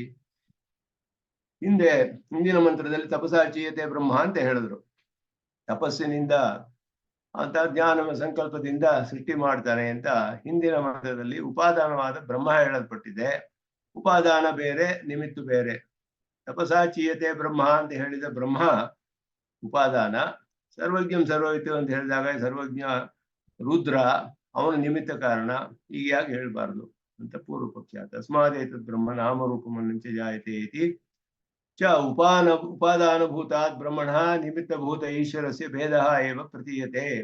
ತಸ್ಮಾದೇತದ್ ಬ್ರಹ್ಮ ನಾಮರೂಪಮನ್ನಂಚ ಜಾಯತೆ ಅನ್ನುವಾಗ ನಿಮಿತ್ತವೇ ಬೇರೆ, ಹಿಂದೆ ತಪಸಾಚೀಯತೆ ಬ್ರಹ್ಮ ಅಂತ ಹೇಳಿದ್ದು ಉಪಾದಾನವೇ ಬೇರೆ ಅಂತ ತಿಳಿದು ಬರ್ತಾ ಇದೆಯಲ್ಲ ಇಲ್ಲಿ ಅಂತ ಒಂದು ಸಂದೇಹ. ಅದಕ್ಕೆ ಉತ್ತರ ಕೊಡ್ತಾರೆ. ಚೇತನ ಹಾಗೆ ಹೇಳೋದು ಸರಿ ಇಲ್ಲ ಅಂತ. ಸರ್ವಜ್ಞ ಸರ್ವವಿತಿ ಜ್ಞಾನಮೇಂ ತಪಃ ಇತಿ ತಪಸಾ ಉಪಚೀಯಮಾನತೆಯ ಪೂರ್ವಮಂತ್ರ ನಿರ್ದಿಷ್ಟಸ್ಯ ಅಕ್ಷರ ಬ್ರಹ್ಮಣಃ ಏವ ಸರ್ವಜ್ಞತ್ವ ಸರ್ವವಿತ್ತೆಯೋ ಪ್ರತೀತ್ಯ ತಯೋಃ ಭೇದ ಅಸಂಭವಾತ್. ಹಿಂದೆ ಯಹ ಅಂತ ಹೇಳಿದೆ ಇಲ್ಲಿ. ಹಿಂದೆ ತಪಸಾಚೀಯತೆ ಬ್ರಹ್ಮ, ಯಹ ಸರ್ವಜ್ಞ ಸರ್ವವಿತ್ ಅಂತ ಹೇಳಿರೋದ್ರಿಂದ ಅವನೇ ಸರ್ವಜ್ಞನು ಸರ್ವವಿತ್ತಾದವನು ಅಂತ ಸ್ಪಷ್ಟವಾಗಿ ತಿಳಿದು ಬರ್ತಿರೋದ್ರಿಂದ ಇಲ್ಲಿ ಹಿಂದೆ ಹೇಳಿದ ಬ್ರಹ್ಮನು ಬೇರೆ, ಇಲ್ಲಿ ಹೇಳಿದ ಸರ್ವಜ್ಞ ಸರ್ವವಿತ್ ಅಂತ ಹೇಳಿದವನು ಬೇರೆ ಅನ್ನೋದಕ್ಕೆ ಸಂಭವವಿಲ್ಲ ಅಂತ ಹೇಳಿದ್ರು. ಮತ್ತೆ ನಿಮಿತ್ತ ಉಪಾದಾನ ಭೇದ ವಿವಕ್ಷಾಯಾಮ್ ಏಕವಿಜ್ಞಾನೇನ ಸರ್ವವಿಜ್ಞಾನ ಅಸಂಭವೇನ. ಇದು ಪ್ರಧಾನವಾದ ಕಾರಣ. ಎಲ್ಲ ಕಡೆಯಲ್ಲಿಯೂ ಶ್ರುತಿಯಲ್ಲಿ ಅನೇಕ ಕಡೆ ಏಕವಿಜ್ಞಾನೇನ ಸರ್ವವಿಜ್ಞಾನ ಅನ್ನೋದು ತುಂಬಾ ಪ್ರಧಾನವಾದದ್ದು. ಜಗತ್ತಿಗೆಲ್ಲ ಒಂದೇ ಕಾರಣ ಅಂತ ಹೇಳಲ್ಪಟ್ಟಿದೆ, ಏಕ ಕಾರಣ ಅಂತ ಹೇಳಲ್ಪಟ್ಟಿದೆ. ಚಾಂದೋಗ್ಯದಲ್ಲಿ ಸದೇವ ಸೌಮ್ಯೇದಮಗ್ಲಾಸಿದ್ ಏಕಮೇವ ಅದ್ವಿತೀಯಂ. ಇದರಲ್ಲಿ ಮುಂಡಕೋಪನಿಷತ್ ಆರಂಭದಲ್ಲಿಯೇ ಶೌನಕರು ಅಂಗಿರಸನ್ನು ಕೇಳಿ ಅಸ್ಮಿನ್ ಭಗವಃ ವಿಜ್ಞಾತೆ ಸರ್ವಮಿದಂ ವಿಜ್ಞಾನಂ ಭವತಿ. ಅವರು ಆರಂಭಿಸಿದ್ದೇ ಏಕವಿಜ್ಞಾನದಿಂದ ಸರ್ವವಿಜ್ಞಾನ. ಯಾರನ್ನು ತಿಳಿದ್ರೆ ಎಲ್ಲವೂ ತಿಳಿದಂಗ ಆಗುತ್ತೋ ಅವ್ರಿಗೆ ಅದನ್ನ ಹೇಳಿ ಅಂತ ಹೇಳಿದ್ರು. ಅದರಿಂದ ಇಲ್ಲಿ ರುದ್ರನು ನಿಮಿತ್ತ, ಬ್ರಹ್ಮನು ಪರಬ್ರಹ್ಮನು ಉಪಾದಾನ ಅಂದ್ರೆ ಒಬ್ಬನು ತಿಳಿದ್ರೆ ಎಲ್ಲ ತಿಳಿಯಕ್ಕಾಗೋದಿಲ್ಲ, ಇಬ್ಬರನ್ನು ತಿಳಿಬೇಕಾಗ. ಅದರಿಂದ ಏಕವಿಜ್ಞಾನೇನ ಸರ್ವವಿಜ್ಞಾನ ಆಗೋದಿಲ್ಲ. ಪ್ರಶ್ನೆ ಎಲ್ಲಿ ಕೇಳಿರೋದು ಏಕವಿಜ್ಞಾನದಿಂದ ಸರ್ವವಿಜ್ಞಾನ. ಅದುವೇ ಶ್ರುತಿ ಸ್ಪಷ್ಟವಾಗಿ ತಿಳಿಸಿದೆ. ಚಾಂದೋಗ್ಯದಲ್ಲಿಯೂ ಅದುವೇ ಇರೋದು. ಆದ್ದರಿಂದ ಇತಿ ಪ್ರಶ್ನ ಪ್ರತಿವಚನತ್ವ ಅಸಂಭವೇನ. ಆ ಪ್ರಶ್ನೆಗೆ ಇವರು ಉತ್ತರ ಕೊಡ್ತಾ ಇದ್ದಾರೆ ಅಂಗಿರಸರು. ಅವರಿಗೆ ಒಂದನ್ನು ತಿಳಿದ್ರೆ ಎಲ್ಲ ತಿಳಿಬಹುದು ಅನ್ನೋದು ಯಾರು ಅಂದ್ರೆ ಅಕ್ಷರ ಅಂತ ಹೇಳಿ ಅವನ ಸ್ವರೂಪವನ್ನೇ ಹೇಳ್ತಾ ಇರೋದು. ಆದ್ದರಿಂದ ಅಲ್ಲಿ ಬೇರೆ ಬೇರೆ ಅನ್ನೋದು ಅಭಿಪ್ರಾಯವಲ್ಲ. ಹಾಗೆ ಹೇಳಿದ್ರೆ ವಿರೋಧ ಬರುತ್ತೆ, ಉಪಕ್ರಮಕ್ಕೆ ವಿರೋಧ ಆಯ್ತು ಅಲ್ಲಿಗೆ.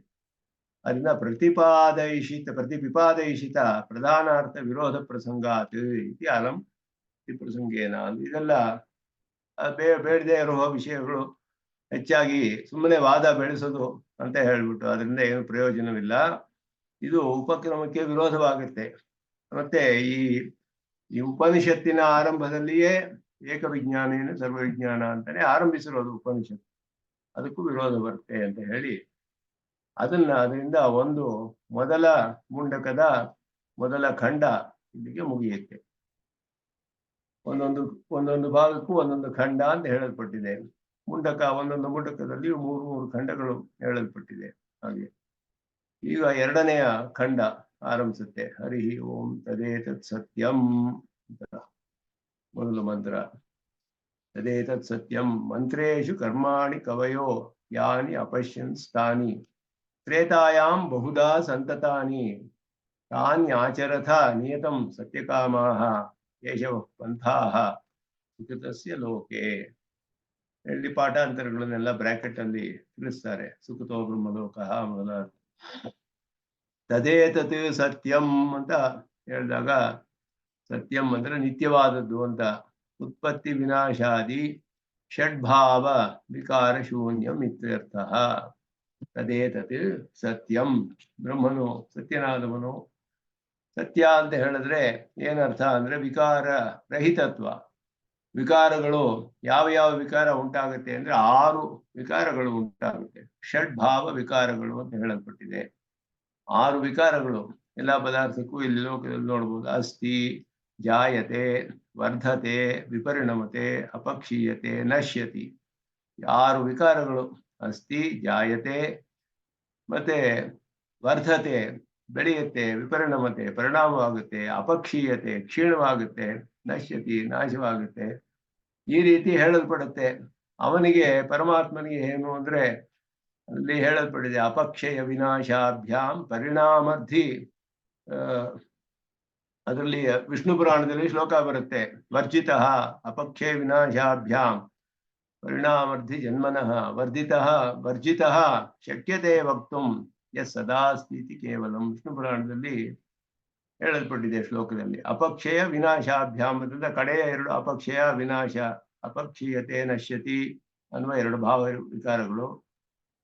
ಅಪಕ್ಷಯ ವಿನಾಶಾಭ್ಯಾಂ ಪರಿಣಾಮರ್ಥಿ ವರ್ಜಿತಃ, ಪರಿಣಾಮರ್ಥಿ ಜನ್ಮಭಿಹಿ ಅಂತ ಹೇಳಿದ್ರು. ಪರಿಣಾಮ ವೃದ್ಧಿ, ಪರಿಣಾಮ ಅಂದ್ರೆ ವಿಪರಿಣಮತೆ, ವೃದ್ಧಿ ಅಂದ್ರೆ ವರ್ಧತೆ ಅನ್ನೋದು. ಜನ್ಮಭಿಹಿ, ಜನ್ಮ ಅನ್ನೋದ್ರಿಂದ ಅಸ್ಥಿ ಜಾಯತೆ 2 ಸೇರಿದೆ ಅಲ್ಲಿ. 6 ಭಾವ ವಿಕಾರಗಳು, ಷಡ್ಭಾವ ವಿಕಾರಗಳು ಅಂತ ಹೇಳಿದೆ. 6 ಭಾವ ವಿಕಾರಗಳು ಇಲ್ಲ ಅವನಿಗೆ. ವರ್ಜಿತಃ ಜನ್ಮಭಿಹಿ ವರ್ಜಿತಃ, ಅಪಕ್ಷಯ ವಿನಾಶಾಭ್ಯಾಂ ಪರಿಣಾಮರ್ಥಿ ಜನ್ಮಭಿಹಿ ವರ್ಜಿತಃ. ಇದ್ಯಾವುದೋ ಅವನಿಗೆ ಇಲ್ಲ. ಹಾಗಾದ್ರೆ ಅವನು ಹೇಳೋದಕ್ಕೆ ಆಗುದಿಲ್ವಲ್ಲ. 6 ಭಾವ ವಿಕಾರಗಳು ಇಲ್ಲದೆ ಹೋದ್ರೆ ಅವನ ಅಸ್ಥಿ ಅಂತ ಹೇಳಕ್ಕಾಗಲ್ಲ, ಇದು ಏನು ಹೇಳಕ್ಕಾಗಲ್ವಲ್ಲ. ಹೇಗೆ ಅವನು ಹೇಳೋದು ಅಂತ ಹೇಳಿದ್ರೆ ವರ್ಜಿತಃ ಶಕ್ಯತೆ ವಕ್ತುಂ, ಅವನಿಗೇನು ಅಂತ ಹೇಳ್ಬೋದು, ಏನೋ ಹೇಳ್ಬೋದು ಅವನಿಗೆ, ಅವನನ್ನು ಹೇಳ್ಬೋದು. ಹೇಗೆ? ಎಸ್ ಸದಾ ಸ್ಥಿತಿ ಕೇವಲಂ. ಸದಾ ಅಸ್ತಿ ಅಂದ್ರೆ ಏಕರೂಪವಾಗಿದ್ದಾನೆ ಅಂತ ಅರ್ಥ. ಇಲ್ಲಿ ಅಸ್ಥಿ ಎನ್ನುವಾಗ ಒಬ್ಬ ಮನುಷ್ಯನಾಗಿರ್ತಾನೆ, ಪಳಣಿಯಾಗಿರ್ತಾನೆ, ಇನ್ನೇನೋ ಆಗಿರ್ತಾನೆ ಅವನು. ಆ ರೀತಿ ಬೇರೆ ಬೇರೆ ಅವಸ್ಥೆಗಳಲ್ಲಿ ಇರ್ತಾನೆ. ಅವಸ್ಥೆಗಳಲ್ಲಿ ಹುಟ್ಟುತ್ತಾನೆ, ಅದರಲ್ಲಿ ಬೆಳೀತಾನೆ, ಪರಿಣಾಮ ಹೊಂದುತ್ತಾನೆ, ಕ್ಷೀಣವಾಗ್ತಾನೆ, ನಾಶವಾಗ್ತಾನೆ. ಇದೆಲ್ಲ ಹೇಳಿದೆ. ಪ್ರಕೃತಿ ಸಂಬಂಧದಿಂದ ಉಂಟಾಗೋದು ಎಲ್ಲ ಭಾವವಿಕಾರಗಳು ಜೀವಾತ್ಮರುಗಳಿಗೆ. ಅವರ ಸ್ವರೂಪದಲ್ಲಿ ನಿತ್ಯವಾಗಿದ್ರು ಪ್ರಕೃತಿ ಸಂಬಂಧದಿಂದ ಇದೆಲ್ಲ ಅವರಿಗೆ ಹೇಳಲ್ಪಡುತ್ತೆ. ಇಲ್ಲಿ ಪರಮಾತ್ಮನಿಗೆ ಎಂದು ಏಕರೂಪವಾಗಿ ಇದ್ದಾನೆ, ಸದಾ ಸ್ಥಿತಿ ಕೇವಲಂ. ಹಾಗೆಯೇ ಅವನನ್ನ ಹೇಳಬಹುದು ಅಂತ ಹೇಳ್ಬಿಟ್ಟು ಹೇಳುವಾಗ 6 ಭಾವ ವಿಕಾರಗಳು ಇಲ್ಲ. ಅದನ್ನ ಇಲ್ಲಿ ತದೇತತ್ ಸತ್ಯಂ ಅನ್ನೋದ್ರಿಂದ ಇಲ್ಲಿ ಅದನ್ನ ವಿವರಿಸ್ತಾರೆ. ಷಡ್ಭಾವ ವಿಕಾರ ಶೂನ್ಯಂ ಇತ್ಯರ್ಥ ಅಂತ ಹೇಳ್ಬಿಟ್ಟು. ಮಂತ್ರೇಶು ಕರ್ಮಾಣಿ ಕವಯೋ ಯಾನಿ ಅಪಶ್ಯನ್ ತಾನಿ ತ್ರೇತಾಯಾಂ ಬಹುಧಾ ಸಂತತಾನಿ. ಮಂತ್ರೇಶು ಕರ್ಮಾಣಿ ಕವಯಃ. ಮಂತ್ರೇಶು ಅಂದ್ರೆ ಅತೀಂದ್ರಿಯ ವಿಷಯ, ಕವಯಃ ಅಂದ್ರೆ ಸಾಕ್ಷಾತ್ಕೃತ ಧರ್ಮಾಣಃ ಋಷಯೋ ಬಭೂವುಹು ಅಂತ ನಿರುಕ್ತದಲ್ಲಿ ಹೇಳ್ತಾರೆ ಯಾಸ್ಕರು. ಸಾಕ್ಷಾತ್ಕೃತ ಧರ್ಮಾಣಃ ಋಷಯೋ ಬಭೂವುಹು, ಸಾಕ್ಷಾತ್ಕಾರ ಮಾಡ್ಕೊಂಡ್ರು ಅವರು. ಎಲ್ಲವನ್ನು ಸಾಕ್ಷಾತ್ಕಾರವಾಯಿತು ಅವರಿಗೆ, ಅವರು ಋಷಿಗಳಾದ್ರು. ವೇದವೇ ಹೇಳುತ್ತೆ ಅದನ್ನೇ. ಅಜಾನ್ ಹವೈ ಪೃಶ್ನೀಸ್ತಪಸ್ಯಮಾನಾನ್ ಬ್ರಹ್ಮ ಸ್ವಯಂ ವಭ್ಯಾನರ್ಷತಿ ತರ್ಷಯೋ ಭವಂತ ಋಷೀಣಾಂ ಋಷಿತ್ವಂ ಹೇಳ್ತೇವೆ. ಅಜಾನಃ ಅವೈ ಕೃಷ್ಣೀನ್ ಪ್ರಸಿದ್ಧರಾದ ಅವರು ಜ್ಞಾನಿಗಳು, ಅವ್ರನ್ನ ಬ್ರಹ್ಮ ಸ್ವಯಂಭೂ, ಬ್ರಹ್ಮ ಅಂದ್ರೆ ವೇದ ಅಂತ ಅರ್ಥ. ಅಲ್ಲಿ ಸ್ವಯಂಭೂವಾದ ಬ್ರಹ್ಮ, ಪೌರುಷೇಯವಾದ ವೇದವು ಅಭ್ಯಾನರ್ಷತೆ ಅಂದ್ರೆ ಸಾಕ್ಷಾತ್ಕಾರವಾಯಿತು ಅಂತ ಅರ್ಥ. ಸಾಕ್ಷಾತ್ಕಾರವಾಯಿತು ವೇದಗಳು ಅವರಿಗೆ. ಆಗ ಅವರು ಋಷಿಗಳಾದರು. ಋಷಿಯೋ ಭವನ್, ಋಷಿಗಳಾದರು. ತತ್ ಋಷೀಣಾಂ ಋಷಿತ್ವಂ, ಋಷಿತ್ವ ಅನ್ನೋ ಜಾತಿ ಹಾಗೆ ಉಂಟಾಯಿತು. ವೇದ ಮಂತ್ರಗಳೆಲ್ಲ ಸತ್ಯವನ್ನ ಸಾಕ್ಷಾತ್ಕಾರ ಮಾಡಿಕೊಂಡವರು, ಸಾಕ್ಷಾತ್ಕೃತ ಧರ್ಮಾಣ, ಅವರನ್ನ ಇಲ್ಲಿ ಕವಯ ಅಂತ ಹೇಳಲ್ಪಟ್ಟಿದೆ. ಅತೀಂದ್ರಿಯಾರ್ಥ ಸಾಕ್ಷಾತ್ಕಾರ ಸಮರ್ಥಾಹ, ಅತೀಂದ್ರಿಯಾರ್ಥಗಳನ್ನೆಲ್ಲ ಸಾಕ್ಷಾತ್ಕಾರ ಮಾಡ್ಕೊಳ್ಳೋಕೆ ಸಮರ್ಥರಾದಂತಹ ಋಷಿಗಳು ಕವಯ ಹೇಳಲ್ಪಟ್ಟಿದೆ. ವೇದೇಶು ಯಾನಿ ಅಗ್ನಿಹೋತ್ರಾದಿ ಕರ್ಮಾಣಿ ದೃಷ್ಟವಂತಹ, ಕರ್ಮಾಣಿ ಯಾನಿ ಅಪಶ್ಯನ್, ಮಂತ್ರೇಶು ಅಂದ್ರೆ ವೇದಗಳು ಅಂತ ಅರ್ಥ. ಮಂತ್ರ ಅಂದ್ರೆ ವೇದಗಳು ಅನ್ನೋದು ಸಾಮಾನ್ಯವಾದ ಅರ್ಥ. ಮಂತ್ರ ಬ್ರಾಹ್ಮಣಯೋ ವೇದನಾಮಧೇಯಂ ಅಂತ, ಮಂತ್ರ ಬ್ರಾಹ್ಮಣ ಅಂತ ಎರಡು ಭಾಗ ಹೇಳಲ್ಪಟ್ಟಿದೆ. ಮಂತ್ರವೇ ಅಲ್ಲಿ ಪ್ರಧಾನವಾದದ್ದು, ಅದರ ವಿವರಣಾತ್ಮಕವಾದ ಭಾಗ ಬ್ರಾಹ್ಮಣ. ಬ್ರಾಹ್ಮಣದಲ್ಲಿ ಬ್ರಾಹ್ಮಣ, ಆರಣ್ಯಕ, ಉಪನಿಷತ್ತು ಎಲ್ಲ ಸೇರಿದೆ.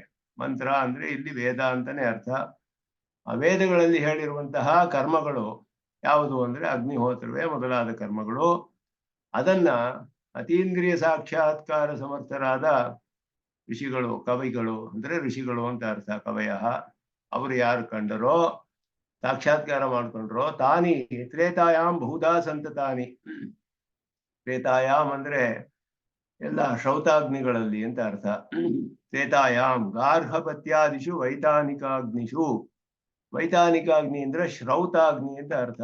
ಕೃತಿಯಲ್ಲಿ ಗಾರ್ಹಪತ್ಯ, ಆಹವನೀಯ, ದಾಕ್ಷಿಣಾಗ್ನಿ ಅಂತ ಮೂರು ಅಗ್ನಿಗಳು ಕೃತಿಯಲ್ಲಿ. ಆ ಅಗ್ನಿಗಳಲ್ಲಿ ಮಾಡುವಂತಹ ಆಹುತಿಗಳನ್ನೆಲ್ಲ ಮಾಡಬೇಕಾದ ಅನೇಕ ಕರ್ಮಗಳು ಹೇಳಲ್ಪಟ್ಟಿವೆ. ಈ ಮೂರು ಅಗ್ನಿಗೆ ಸಂಬಂಧಿಸಿದಂತೆ ಅನೇಕ ಕರ್ಮಗಳು ಹೇಳಲ್ಪಟ್ಟಿದೆ. ಗಾರ್ಹಪತ್ಯ, ಆಹವನೀಯ ಮತ್ತೆ ದಾಕ್ಷಿಣಾಗ್ನಿ ಮೊದಲಾದದ್ದು. ಅದು ತ್ರೇತಾಯಾಮ್ ಅಂದ್ರೆ ಮೂರು ಅಗ್ನಿಗಳಲ್ಲಿ ಅಂತ ಅರ್ಥ. ಯಾವಜ್ಜೀವಂ ಕರ್ತವ್ಯತೆಯ ಅಧಿಕಾರಿ ಮಂತ್ರ ಫಲಭೇದೇನ ಬಹುಧಾ ವಿಹಿತಾನಿ. ಒಂದೊಂದಕ್ಕೂ ಒಂದೊಂದು ಅಧಿಕಾರ ಭೇದ. ಯಾರು ಇದನ್ನು ಮಾಡಕ್ಕೆ ಅಧಿಕಾರಿಗಳು ಅದು ಬೇರೆ, ಮಂತ್ರಗಳು ಬೇರೆ, ಫಲವು ಬೇರೆ. ಇದೆಲ್ಲ ಬೇರೆ ಬೇರೆಯಾಗಿ ಅನೇಕವಾಗಿದೆ. ಲೆಕ್ಕವಿಲ್ಲದಷ್ಟು ಕರ್ಮಗಳು ಕೃತಿಗಳಲ್ಲಿ ಹೇಳಲ್ಪಟ್ಟಿದೆ. ಈ ಮೂರು ಅಗ್ನಿಗಳಲ್ಲಿ ಆಹುತಿಗಳನ್ನು ಕೊಟ್ಟು ಅದರ ಮೂಲಕ ಮಾಡುವ ಕರ್ಮಗಳು, ಅದು ಬೇಕಾದಷ್ಟು ಆ ರೀತಿ ಕರ್ಮಗಳು ಹೇಳಲ್ಪಟ್ಟಿವೆ.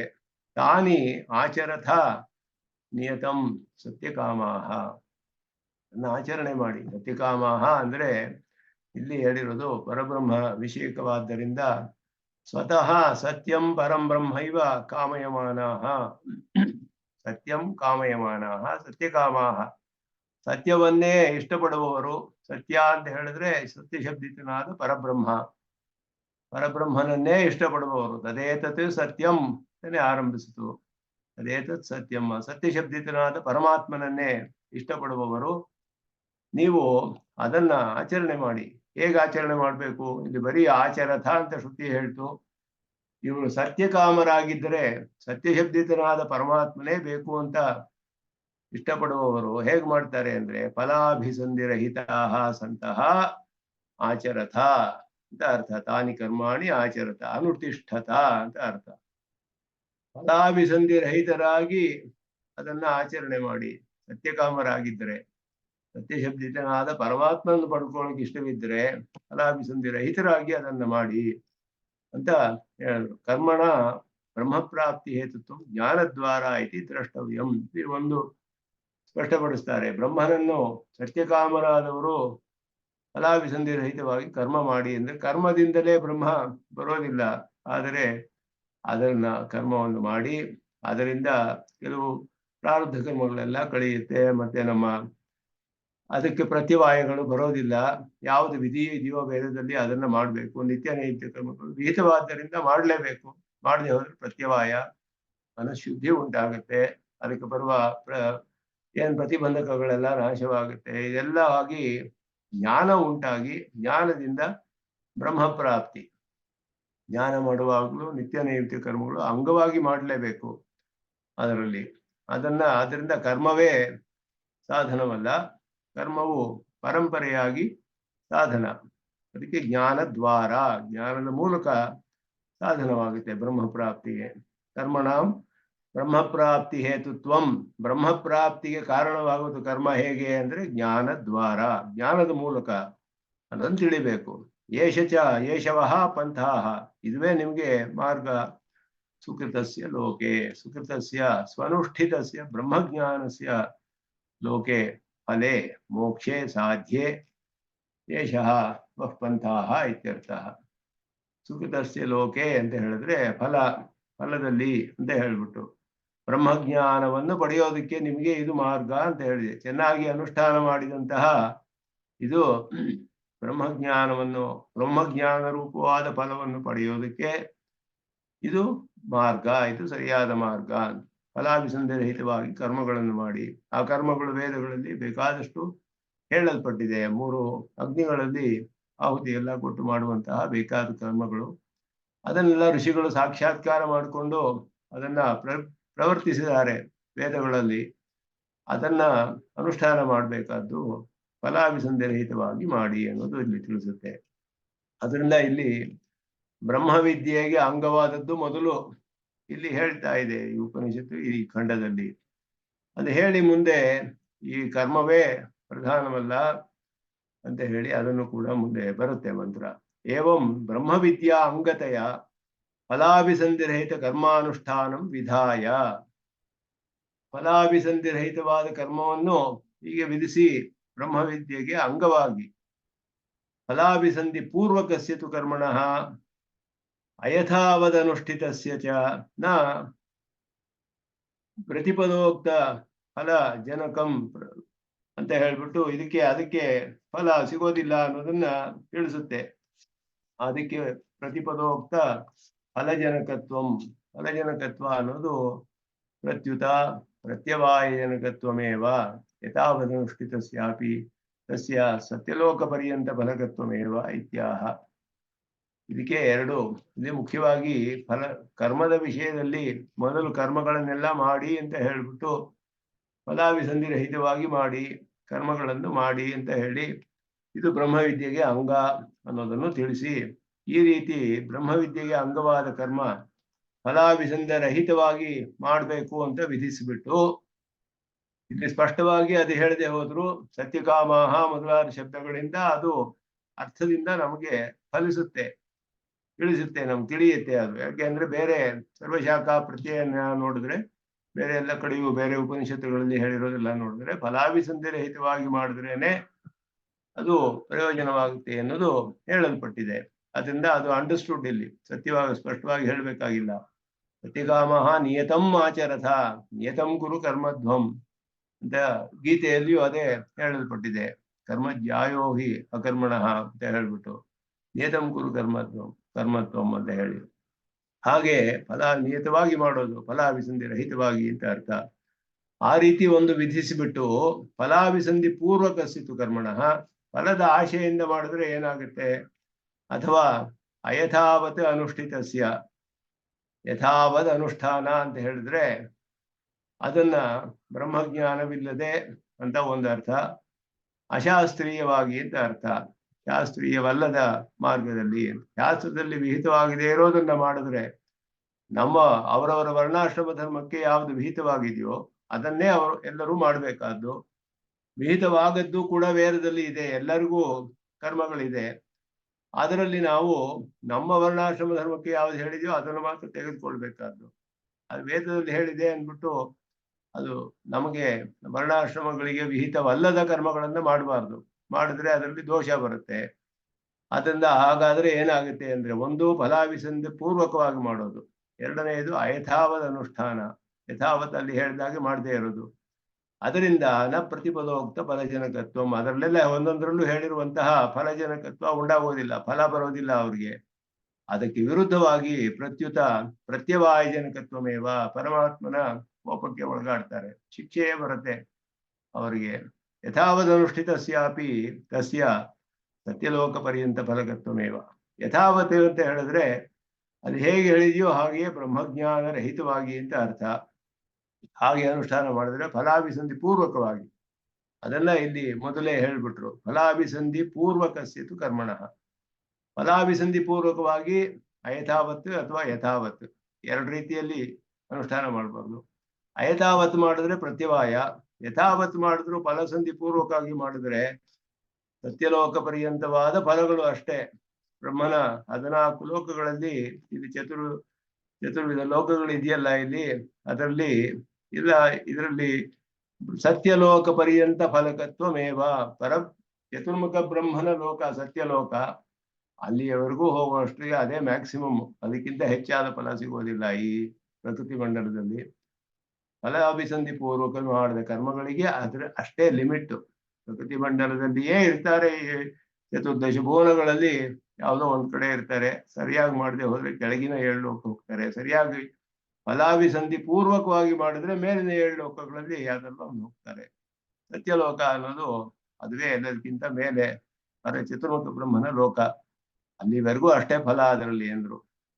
ಅದನ್ನ ಮುಂದಿನ ಮಂತ್ರದಲ್ಲಿ ಹೇಳುತ್ತೆ ಸ್ಪಷ್ಟವಾಗಿ, ಇಲ್ಲಿ ಉಪನಿಷತ್ತು ತಿಳಿಸುತ್ತೆ ನಮ್ಗೆ. ಯದಾ ಲೇಲಾಯತೆ ಶರ್ಚಿ ಸಮಿದ್ಧೆ ಹವ್ಯವಾಹನೆ ತದಾ ಆಜ್ಯಭಾಗಾವಂತರೇಣ ಆಹುತಿ ಪ್ರತಿಪಾದಯೇತ್ ಶ್ರದ್ಧೆಯ ಹುತಂ. ಅದು ಪಾಠಾಂತರ ಅಲ್ಲಿ. ಯಥಾ ಲೇಲಾಯತೆ ಶರ್ಚಿ, ಲೇಲಾಯತೆ ಅಂದ್ರೆ ಬಹಳ ಪ್ರಜ್ವಲಿಸುತ್ತೆ ಅಂತ ಅರ್ಥ, ಅತ್ಯಧಿಕವಾಗಿ ಜ್ವಲಿಸುತ್ತೆ ಅಗ್ನಿ. ಅರ್ಚಿಹಿ ಅಂದ್ರೆ ಅದರ ಜ್ವಾಲೆಗಳು.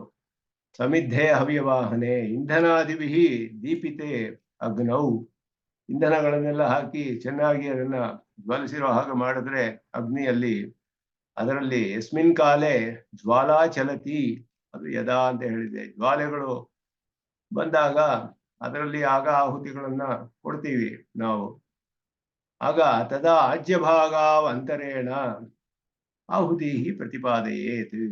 ಆಜ್ಯಭಾಗಯೋ ಮಧ್ಯೆ ಅಂತ, ಆಜ್ಯಭಾಗಗಳು ಅನ್ನೋದು ದಕ್ಷಿಣ ಮತ್ತೆ ಉತ್ತರ ಭಾಗಗಳು, ಅದರ ಮಧ್ಯದಲ್ಲಿ ಅಂತ ಹೇಳಲ್ಪಟ್ಟಿದೆ. ದಕ್ಷಿಣ ಉತ್ತರ ಭಾಗಗಳಿಗೆ ಆಜ್ಯ ಭಾಗಗಳು ಅಂತ ಹೆಸರು. ಅದರ ಮಧ್ಯದಲ್ಲಿ ಆಹುತಿ ಪ್ರಕ್ಷಿಪೇತ್ ಪ್ರತಿಪಾದಯೇತ್ ಅಂದ್ರೆ ಪ್ರಕ್ಷಿಪೇತ್ ಶ್ರದ್ಧೆಯ ತತ್ಸು ಸಂಭವೇತ್ ಇತ್ಯರ್ಥ. ಆಗ ಅದು ಶ್ರದ್ಧೆಯಿಂದ ಮಾಡಿದ್ರೆ ಚೆನ್ನಾಗಿ ಮಾಡಿದ ಹಾಗಾಗುತ್ತೆ. ಅದನ್ನ ಉತ್ತಮವರು ಸ್ವಾಮಿಗಳು ಇದಕ್ಕೆ ಹೇಳ್ತಾರೆ. ಉತ್ತರ ಆಜ್ಯ ದ್ವಯ ಹೋಮಸ್ಥಾನ ಭೂತ ಆಹ್ವನೀಯ ಅಂತರ್ಗತ ದಕ್ಷಿಣೋತ್ತರ ಪಾರ್ಶ್ವ ಮಧ್ಯೆ, ದಕ್ಷಿಣ ಉತ್ತರ ಭಾಗಗಳ ಮಧ್ಯದಲ್ಲಿ ಅಂತ ಅರ್ಥ. ಅಲ್ಲಿ ಆಹುತಿಯನ್ನು ಕೊಡೋದು, ಆಹುತಿ ಕೊಡೋದು ಆಹ್ವನೀಯ, ಅದರಲ್ಲಿ ಮಧ್ಯದಲ್ಲಿ ಅಂತ ಅರ್ಥ. ಅದಕ್ಕೆ ದಕ್ಷಿಣ ಪೂರ್ವ ಭಾಗಗಳ ದಕ್ಷಿಣ ಉತ್ತರ ಭಾಗಗಳ ಮಧ್ಯದಲ್ಲಿ ಅಂತ ಅರ್ಥ. ಅದನ್ನ ಆ ರೀತಿ ಶ್ರದ್ಧೆಯಿಂದ ಹೋಮ ಮಾಡಬೇಕು ಅಂತ ಅರ್ಥ. ಹೋಮ ಮಾಡಿದ್ರೆ ನಿಮಗೆ ಯಜ್ಞ ಯಾಗಾದಿಗಳು ಸರಿಯಾಗಿ ಅನುಷ್ಠಿತವಾದಂಗೆ ಮಾಡುತ್ತೆ. ಕರ್ಮಗಳು ಅಂತ ವೇದೋಕ್ತ ಕರ್ಮಗಳು ಸರಿಯಾಗಿ ಅನುಷ್ಠಾನ ಮಾಡಿದಂಗೆ ಆಗುತ್ತೆ. ಯಸ್ಯ ಅಗ್ನಿಹೋತ್ರಂ ಅದರ್ಶಂ ಅಪೌರ್ಣಮಾಸಂ ಅಚಾತುರ್ಮಾಸ್ಯಂ ಅನಾಗ್ರಯಣಂ ಅತಿಥಿವರ್ಜನಂಚ ಅಹುತಂ ಅವೈಶ್ವದೇವಂ ಅವಿಧಿನಾಹುತಂ ಸಪ್ತಮಾನೇ ತಸ್ಯ ಲೋಕಾನ್ ಹೀನಸ್ತಿ. ಇಲ್ಲಿ ಕರ್ಮಗಳನ್ನ, ವಿಧಿಸಿದ ಕರ್ಮಗಳನ್ನ ಸರಿಯಾಗಿ ಮಾಡದೆ ಹೋದ್ರೆ ಏನು ದೋಷ ಬರುತ್ತೆ ಅನ್ನೋದನ್ನು ತಿಳಿಸಿದೆ ಉಪನಿಷತ್ತಿನಲ್ಲಿ. ಅದು ಉಪದೇಶ ಮಾಡಿದೆ ನಮ್ಗೆ. ಯಸ್ಯ ಅಗ್ನಿಹೋತ್ರಂ ಅದರ್ಶಂ ಹೇಳಿದ್ರು. ಅಗ್ನಿಹೋತ್ರ ಮಾಡುವಾಗ ದರ್ಶ ಪೂರ್ಣಮಾಸಗಳನ್ನ ಮಾಡಬೇಕು ಅಂತ ಹೇಳಿದೆ. ಅದರಲ್ಲಿ ಸ್ಥಾಲಿಪಾಕ, ದರ್ಶ ಸ್ಥಾಲಿಪಾಕ, ಪೂರ್ಣಮಾಸ ಸ್ಥಾಲಿಪಾಕ. ಅಂದ್ರೆ ದರ್ಶ ಸ್ಥಾಲಿಪಾಕ ಅಂದ್ರೆ ಅಮಾವಾಸ್ಯೆಗೆ ಮರುದಿನ ಮಾಡುವಂತಹದ್ದು. ಅದರಲ್ಲಿ ಉಪಾಸನಾಗ್ನಿಯಲ್ಲಿ ಅನ್ನವನ್ನು ಮಾಡಿ ವಚನ ಮಾಡಿ ಆಹುತಿಗಳನ್ನೆಲ್ಲ ಕೊಡಬೇಕು ಅಂತ ಹೇಳಿದೆ. ಪೂರ್ಣಮಾಸ ಸ್ಥಾಲಿಪಾಕ ಅಂದ್ರೆ ಪೌರ್ಣಮಿಯ ನಂತರ ಮಾಡೋದು. ಆಗ್ರಯಣ ಸ್ಥಾಲಿಪಾಕ ಅಂತ ಹೇಳಿದೆ. ವರ್ಷದಲ್ಲಿ ಧಾನ್ಯಗಳನ್ನೆಲ್ಲ ಸಂಗ್ರಹ, ಮೊದಲು ಸತಿ ಫಲ ಬೆಳೆಯುತ್ತಲ್ಲ, ಎಲ್ಲ ಫಲ ಇದು ಬಂದಾಗ ಅದನ್ನೆಲ್ಲ ತಗೊಂಡು ಬಂದಾಗ ಮೊದಲು ಒಂದು ಅಗ್ನಿಗೆ, ಪರಮಾತ್ಮನಿಗೆ ಅದನ್ನು ಸಮರ್ಪಿಸಬೇಕು. ಅದಕ್ಕೆ ಆಗ್ರಹಣ, ಶರದ್ ಋತುವಿನಲ್ಲಿ ಮಾಡುವಂತಹದ್ದು ಆಗ್ರಹಣ ಸ್ಥಾಲಿಪಾಕ. ಇದೆಲ್ಲ ಮಾಡಬೇಕು. ವೈಶ್ವದೇವವನ್ನು ಮಾಡಬೇಕು, ಅತಿಥಿ ಸತ್ಕಾರ ಮಾಡಬೇಕು, ವೈಶ್ವದೇವವನ್ನು ಮಾಡಬೇಕು, ಇದೆಲ್ಲ ಮಾಡಬೇಕು ಅಂತ ಹೇಳಿದೆ. ಇಲ್ಲಿಗೆ ಅನುಗುಣವಾಗಿ ಶ್ರದ್ಧೆಯಿಂದ ಮಾಡಬೇಕು ಅಂತ ಇಲ್ಲಿ ಹೇಳಿದೆ. ಇಲ್ಲದೆ ಹೋದ್ರೆ ದೋಷ ಬರುತ್ತೆ. ಯಸ್ಯ ಅಗ್ನಿಹೋತ್ರಂ ಅದರ್ಶಂ ಅಪೌರ್ಣಮಾಸಂ ಅಂದ್ರೆ ದರ್ಶ ಪೌರ್ಣಮಾಸ, ದರ್ಶ ಪೂರ್ಣಮಾಸ ಯಾಗಗಳು, ಸ್ಥಾಲಿಪಾಕ ಯಜ್ಞಗಳು, ಅದು ಅನಾಗ್ರಹಣಂ, ಆಗ್ರಹಣ ಅನ್ನೋದು ಶರತ್ ಋತುವಿನಲ್ಲಿ ಮೊದಲು ಸರಿ ಬೆಳೆಯನ್ನೆಲ್ಲ ಬೆಳೆದಾಗ ಅದನ್ನ ತಗೊಂಡು ಬಂದಾಗ ಮೊದಲು ಪರಮಾತ್ಮನಿಗೆ ಅದನ್ನ ಹೋಮ ಮಾಡಿ ಅದಕ್ಕೆ ಆಗ್ರಹಣ ಸ್ಥಾನಿಪಾಕ ಅಂತ ಹೆಸರು. ಇದೆಲ್ಲ ಅತಿಥಿ ವರ್ಜಿತಂ, ಅತಿಥಿ ಸತ್ಕಾರ ಮಾಡದೆ, ಅಹುತಂ ಅವೈಶ್ವದೇವಂ, ಅದು ಸರಿಯಾಗಿ ಆಹುತಿಗಳನ್ನು ಕೊಡದೇ ಇರೋದು, ವೈಶ್ವದೇವ ಮಾಡ್ತಾ ಇರೋದು, ಅಶ್ರದ್ಧೆಯ ಅವಿಧಿನ ಹುತಂ ಆಸಮ ಸಪ್ತಮಾನ್, ಹೀಗೆ ಅಶ್ರದ್ಧೆ ಇಲ್ಲದೆ ವಿಧಿಗೆ ವಿರುದ್ಧವಾಗಿ ಇದೆಲ್ಲ ಮಾಡಿದ್ರೆ ಆ ಸಪ್ತಮಾನ್ 7 ತಲೆಮಾರುವರೆಗೂ ಅದು ಲೋಕಾನಿಹಿನಸ್ತಿ, ಎಲ್ಲರನ್ನು ಲೋಕಗಳನ್ನೆಲ್ಲ ನಾಶ ಮಾಡುತ್ತೆ ಅಂತ ಹೇಳಿದ್ರು ಎಲ್ಲರಿಗೂ. ಅದು ಎಚ್ಚರಿಕೆ ಕೊಡುತ್ತೆ ಹೇಗೆ ಮಾಡಬೇಕು, ನಿತ್ಯ ನೈಮಿತ್ಯ ಕರ್ಮಗಳು ವೇದದಲ್ಲಿ ವಿಹಿತವಾದದ್ದು ಮಾಡಬೇಕು ಅಂತ ಹೇಳಿ. ಅಗ್ನಿಹೋತ್ರ ದರ್ಶಂ ಮೊದಲಾದದ್ದು ದರ್ಶಾಖ್ಯ ಪೂರ್ಣಮಾಸಾಖ್ಯ ಇಷ್ಟಿ ಅನನುಷ್ಠಾನೆ, ದರ್ಶೇಷ್ಟಿ ಪೂರ್ಣಮಾಸೇಷ್ಟಿ ಅಂತ ಅದಕ್ಕೆ ಹೆಸರು. ದರ್ಶದ ಅಮಾವಾಸ್ಯೆಯ ಮರುದಿನ, ಪೌರ್ಣಮಿಯ ಮೊದಲ ದಿನ, ನಂತರ ಅದರ ಮರುದಿನ ಮಾಡುವಂತಹದ್ದು. ನವಾಗ್ರಹಣ ನವಾನ್ನ ಸ್ವೀಕಾರಾರ್ಥ ಶರತ್ಕಾಲ ಕರ್ತವ್ಯ ಆಗ್ರಹಣಾಖ್ಯ ಇಷ್ಟಿ ವಿಶೇಷ ಅನನುಷ್ಠಾನೆ. ನವಾನ್ನ ಸ್ವೀಕಾರ ಅಂದ್ರೆ ಆಗ್ತಾನೆ ಫಸಲು ಬಂದಿರುತ್ತೆ, ಹೊಸದಾಗಿ ಬೆಳೆಯನ್ನೆಲ್ಲ ಬೆಳೆದು ತಗೊಂಡು ಬಂದಾಗ ಶರತ್ಕಾಲದಲ್ಲಿ ಆಗ ಮಾಡಬೇಕಾದ್ದು ಆಗ್ರಹಣಾಖ್ಯ ವಿಶೇಷ ಅನುಷ್ಠಾನ. ಆಗ್ರಹಣ ಅನ್ನುವಂತಹ ಒಂದು ಇಷ್ಟಿ, ಅದರನ್ನು ಮಾಡದೇ ಇರೋದು, ಅತಿಥಿ ಸತ್ಕಾರ ಮಾಡದೇ ಇರೋದು, ಔಪಾಸನ ಹೋಮ, ಅಹುತಂ ಅಂದ್ರೆ ಔಪಾಸನ ಹೋಮ ಅಂತ ಅರ್ಥ, ಔಪಾಸನ ಮಾಡದೇ ಇರೋದು, ವೈಶ್ವದೇವ ಅನನುಷ್ಠಾನೆ, ವೈಶ್ವದೇವ ಎಲ್ಲ ಮಾಡದೆ, ಶ್ರದ್ಧಾ ವೈಧುರ್ಯ ಶ್ರದ್ಧವಿಲ್ಲದೆ ಮಾಡೋದು, ಯಥಾಶಾಸ್ತ್ರಂ ಅನನುಷ್ಠಾನೆ ಶಾಸ್ತ್ರಕ್ಕೆ ಅನುಗುಣವಾಗಿ ಮಾಡದೇ ಇರೋದು, ಅನುಷ್ಠಿತಮಪಿ ಅಗ್ನಿಹೋತ್ರ ಕರ್ಮ ತಸ್ಯ ಸುಕೃತ ಫಲಂ ಸರ್ವಂ ಸಪ್ತಪುರುಷ ಪರ್ಯಂತಂ ನಾಶಯತಿ ಇತ್ಯರ್ಥ. ಹೀಗೆಲ್ಲ ಮಾಡಿ ನಾವು ಮಾಡಿದ್ರು ಏನು ಪ್ರಯೋಜನವಿಲ್ಲ ಅಂತ ಅರ್ಥ. ಆದ್ದರಿಂದ ಇದೆಲ್ಲ ಸರಿಯಾಗಿ ಮಾಡಬೇಕು, ಸರಿಯಾದ ಕಾಲಗಳಿಗೆ ಸರಿಯಾದ ಸಮಯದಲ್ಲಿ ಅದನ್ನು ಹೇಗೆ ವಿಧಿಸಿದೆಯೋ ಅದಕ್ಕೆ ಅನುಗುಣವಾಗಿ ಶ್ರದ್ಧೆಯಿಂದ ಮಾಡಬೇಕು. ಇಲ್ಲದೆ ಹೋದ್ರೆ ದೋಷ ಬರುತ್ತೆ ಅಂತ ಅದನ್ನ ಹೇಳುತ್ತೆ. ಯದ್ಯಪಿ ಅಗ್ನಿಹೋತ್ರಸ್ಯನ ದರ್ಶಪೂರ್ಣಮಾಸಾದಿಕಂ ಅಂಗಂ ಯೇಷಾಂ ಪೃಥಕ್ ಫಲತ್ವಾತ್ ತಥಾಪಿ ನಿತ್ಯನೈಮಿತಿಕಂ ಸಕಲಂ ಕರ್ಮ ಅನುಷ್ಠೇಯಮಿತ್ಯತ್ರ ತಾತ್ಪರ್ಯ. ಅಗ್ನಿಹೋತ್ರಕ್ಕೆ ಅಂಗವಲ್ಲ ದರ್ಶಪೂರ್ಣಮಾಸಗಳು, ಅದನ್ನ ಬೇರೆ ಬೇರೆಯಾಗಿ ಮಾಡ್ಬೇಕಾಗಿದೆ, ಅದುವೇ ಬೇರೆಯಾದ ಇದು. ಆದರೂ ಅದಕ್ಕೆ ಇದರ ಜೊತೆ ಹೇಳಿರೋದು ಯಾಕೆ ಅಂದ್ರೆ ನಿತ್ಯ ನೈಮಿತಿಕ ಕರ್ಮಗಳನ್ನು ಬಿಡದೆ ಮಾಡಬೇಕು ಅಂತ ಹೇಳಿ. ಅದಕ್ಕೆ ಭಾಷಿಕಾರರು ಬಹಳ ಚೆನ್ನಾಗಿ ಹೇಳ್ತಾರೆ ಇದರಲ್ಲಿ. ಅತೇವ ಭಗವತಾ ಭಾಷ್ಯಕೃತ, ಆರಂಭದಲ್ಲಿಯೇ ಬರುತ್ತೆ, ಜಿಜ್ಞಾಸಾಧಿಕರಣದಲ್ಲಿ ಆರಂಭದಲ್ಲಿಯೇ ಬರುತ್ತೆ ಇದು. ಶ್ರುತಿ ಸ್ಮೃತಿ ಚೋದಿತೇಷು ಕರ್ಮಸು, ಇದು ಶ್ರೀಭಾಷ್ಯದ ವಾಕ್ಯ. ಏಕತರ ಕರ್ಮ ವೈಧುರ್ಯೇಪಿ ಇತರೇಷಾಂ ಅನುಷ್ಠಿತಾನಾಮಪಿ ನಿಷ್ಫಲತ್ವಂ ಅಯಥಾನುಷ್ಠಿತಸ್ಯ ಅನನುಷ್ಠಿತತ್ವಂ ಚ ಅಭಿಧಾಯ ಇತಿ ಮಂತ್ರಾರ್ಥ ವಿವೃತಃ. ಭಾಷಿಕಾರರು ಜಿಜ್ಞಾಸಾಧಿಕರಣದಲ್ಲಿ ಆರಂಭದಲ್ಲಿ ಹೇಳ್ತಾರೆ, ಇದು ಭಕ್ತಿಯೋಗಿಗಳಿಗೆ ತುಂಬಾ ಪ್ರಧಾನವಾದದ್ದು. ಭಕ್ತಿಯೋಗಿಗಳಿಗೆ ಭಕ್ತಿಯೋಗಕ್ಕೆ ಅಂಗವಾಗುತ್ತಿದೆಲ್ಲ. ಪ್ರಪತ್ತಿಯವರು ಅದನ್ನ ತಪ್ಪಿಸ್ಕೊಳ್ತಾರೆ, ಯಾಕೆಂದ್ರೆ ಪ್ರಪತ್ತಿಗೆ ಅಂಗವಲ್ಲ ಇದೆಲ್ಲ. ಪ್ರಪತ್ತಿ ಮಾಡಿದ್ಮೇಲೆ ಯಾವುದರ ಅಪೇಕ್ಷೆಯೂ ಇಲ್ಲ ಪ್ರಪತ್ತಿಗೆ. ಮಾಡದೆ ಹೋದ್ರೆ ಶಿಕ್ಷೆ ಬರುತ್ತೆ, ಪರಮಾತ್ಮ ಶಿಕ್ಷೆ ಕೊಟ್ಟು ಶುದ್ಧಿ ಮಾಡಿ ಸ್ವೀಕಾರ ಮಾಡ್ತಾನೆ ಅಂತ ಶಾಸ್ತ್ರದಲ್ಲಿ ಹೇಳಿದೆ. ಸ್ವಾಮಿ ದೇಶಿಕರು ವಿಸ್ತಾರವಾಗಿ ಅದನ್ನ ನಿರೂಪಣೆ ಮಾಡ್ತಾರೆ.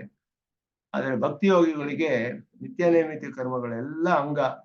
ಒಂದು ಕರ್ಮ ಮಾಡದೆ ಹೋದ್ರೂ ಅಂಗವೈಕಲ್ಯ ಆಗೋಗುತ್ತೆ, ಭಕ್ತಿಯೋಗಕ್ಕೆ ವಿರೋಧ ಬರುತ್ತೆ, ಅದು ಫಲ ಬರೋದಿಲ್ಲ. ಒಂದು ಅಂಗವು ಬಿಡದೆ ಇರೋ ಹಾಗೆ ಪ್ರತಿಯೊಂದನ್ನು ಹೇಗೆ ವೇದದಲ್ಲಿ ಹೇಳಿದ್ಯೋ ಹಾಗೆ ಮಾಡ್ಬೇಕು ಭಕ್ತಿಯೋಗಗಳು. ಅಷ್ಟು ಅವರಿಗೆ ಅನುಷ್ಠಾನ ಸಾಮರ್ಥ್ಯ ಇರ್ಬೇಕು, ಹಾಗೆ ಇದ್ರೇನೆ ಭಕ್ತಿಯೋಗ ಮಾಡಕ್ ಸಾಧ್ಯ. ಅದು ಇಲ್ಲದೆ ಇರೋರು ಪ್ರಪತ್ತಿಯನ್ನು ಮಾಡ್ಬೇಕು. ಆದ್ರಿಂದ ಇಲ್ಲಿ ಭಕ್ತಿಯೋಗಿಯ ವಿಷಯದಲ್ಲಿ ಭಾಷಿಕಾರರು ಬರೀತಾರೆ, ಜಿಜ್ಞಾಸಾಧಿಕರಣದಲ್ಲಿ ಆರಂಭದಲ್ಲಿಯೇ ಬರೀತಾರೆ. ಲಘುಪೂರ್ವ ಪಕ್ಷ ಲಘು ಸಿದ್ಧಾಂತ ಹೇಳುವಾಗ ಶ್ರುತಿ ಸ್ಮೃತಿ ಚೋದಿತೇಷು ಕರ್ಮಸು, ಶ್ರುತಿ ಸ್ಮೃತಿಗಳಲ್ಲಿ ವಿಧಿಸಿದಂತಹ ಕರ್ಮಗಳಲ್ಲಿ ಏಕತರ ಕರ್ಮ ವೈಧುರ್ಯೇಪಿ, ಒಂದು ಕರ್ಮ ಮಾಡದೇ ಇದ್ರು ಕೂಡ ಇತರೇಷಾಂ ಅನುಷ್ಠಿತಾನಾಮಪಿ ನಿಷ್ಫಲತ್ವಂ, ಎಲ್ಲಾದನ್ನು ಮಾಡಿ ಒಂದು ಬಿಟ್ರೆ, ಎಲ್ಲಾ ಕರ್ಮ ಮಾಡಿ ಒಂದು ದರ್ಶಿಸ್ತಾಲಿ ಪಕ್ಕ ಮಾಡ್ಲಿಲ್ಲ, ಹೋಯ್ತು ಅವನಿಗೆ ಅಂಗವೈಕಲ್ಯ ಬಂದ್ಬಿಡುತ್ತೆ, ದೋಷ ಆಗುತ್ತೆ. ಆಗ ನಿಷ್ಫಲತ್ವಂ, ಎಲ್ಲ ಮಿಕ್ಕಿದೆಲ್ಲ ಮಾಡಿದ್ರು ಕೂಡ ಫಲ ಬರೋದಿಲ್ಲ. ಅಯಥಾನುಷ್ಠಿತಸ್ಯ ಅನನುಷ್ಠಿತತ್ವ. ಯಾಕೆಂದ್ರೆ ಅವನು ಯಥಾವತ್ ಅನುಷ್ಠಾನ ಮಾಡಲಿಲ್ಲ ಹಾಗೆ ಅಂತ ಅದನ್ನ ಅರ್ಥ ಹೇಳಿದ್ರು. ಅದಕ್ಕೆ ನಿತ್ಯ ನಿಯಮಿತ ಕರ್ಮಗಳ ಒಂದು ಪ್ರಧಾನವಾದ ಸ್ಥಾನವಿದೆ ಅನ್ನೋದು ಹೇಳ್ತಾರೆ. ಇಲ್ಲಿ ಪ್ರಧಾನವಾಗಿ ಇದೆಲ್ಲ ಭಕ್ತಿಯೋಗವನ್ನೇ ಹೆಚ್ಚಾಗಿ ಹೇಳ್ತಿರೋದು, ಇದು ಬಹಳ ಮುಖ್ಯವಾದದ್ದು ಅಂತ ಹೇಳಿ. ನಿತ್ಯ ನಿಯಮಿತ ಕರ್ಮಗಳು ಎಲ್ಲರೂ ಮಾಡಲೇಬೇಕಾದ್ದೆ, ಇಲ್ಲದೆ ಹೋದ್ರೆ ಅದರಲ್ಲಿ ಪ್ರತಿವಾಯ ಉಂಟಾಗುತ್ತೆ.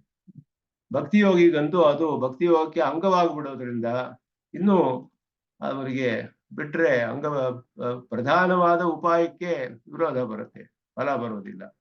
ಆದ್ದರಿಂದ ಅವರಿಗೆ ಇನ್ನೂ ಕಷ್ಟವಾದದ್ದು, ಬಹಳ ಜಾಗರೂಕತೆಯಿಂದ ಮಾಡಬೇಕು ಅನ್ನೋದನ್ನ ತಿಳಿಸ್ತಾರೆ. ಇನ್ನು ಮುಂದಿನ ಮಂತ್ರಗಳನ್ನ ಮುಂದೆ ನೋಡೋಣ ಅಂತ ಹೇಳಿದ್ವಿ. ನಮಸ್ಕಾರ. ಓಂ ಭದ್ರಂ ಕರ್ಣೇ ವಿಷ್ಣುಯಾಮ ದೇವಾಃ ಭದ್ರಂ ಪಶ್ಯೇಮಾಕ್ಷಭಿರ್ಯಜತ್ರಾಃ ಸ್ಥಿರೈರಂಗೈಃ ಸ್ತುಷ್ಟ್ವಾಗುಂಸಸ್ತನೂಭಿಃ ಯಶೇಮ ದೇವಹಿತಂ ಯದಾಯುಃ. ಸ್ವಸ್ತಿ ನ ಇಂದ್ರೋ ವೃದ್ಧಶ್ರವಾಃ ಸ್ವಸ್ತಿ ನಃ पूषा विश्ववेदाः स्वस्ति नस्तार्क्ष्यो अरिष्टनेमिः स्वस्ति नो बृहस्पतिर्दधातु. ओम शांति शांति शांति. रामानुजाय नमः. कृष्णार्पणमस्तु.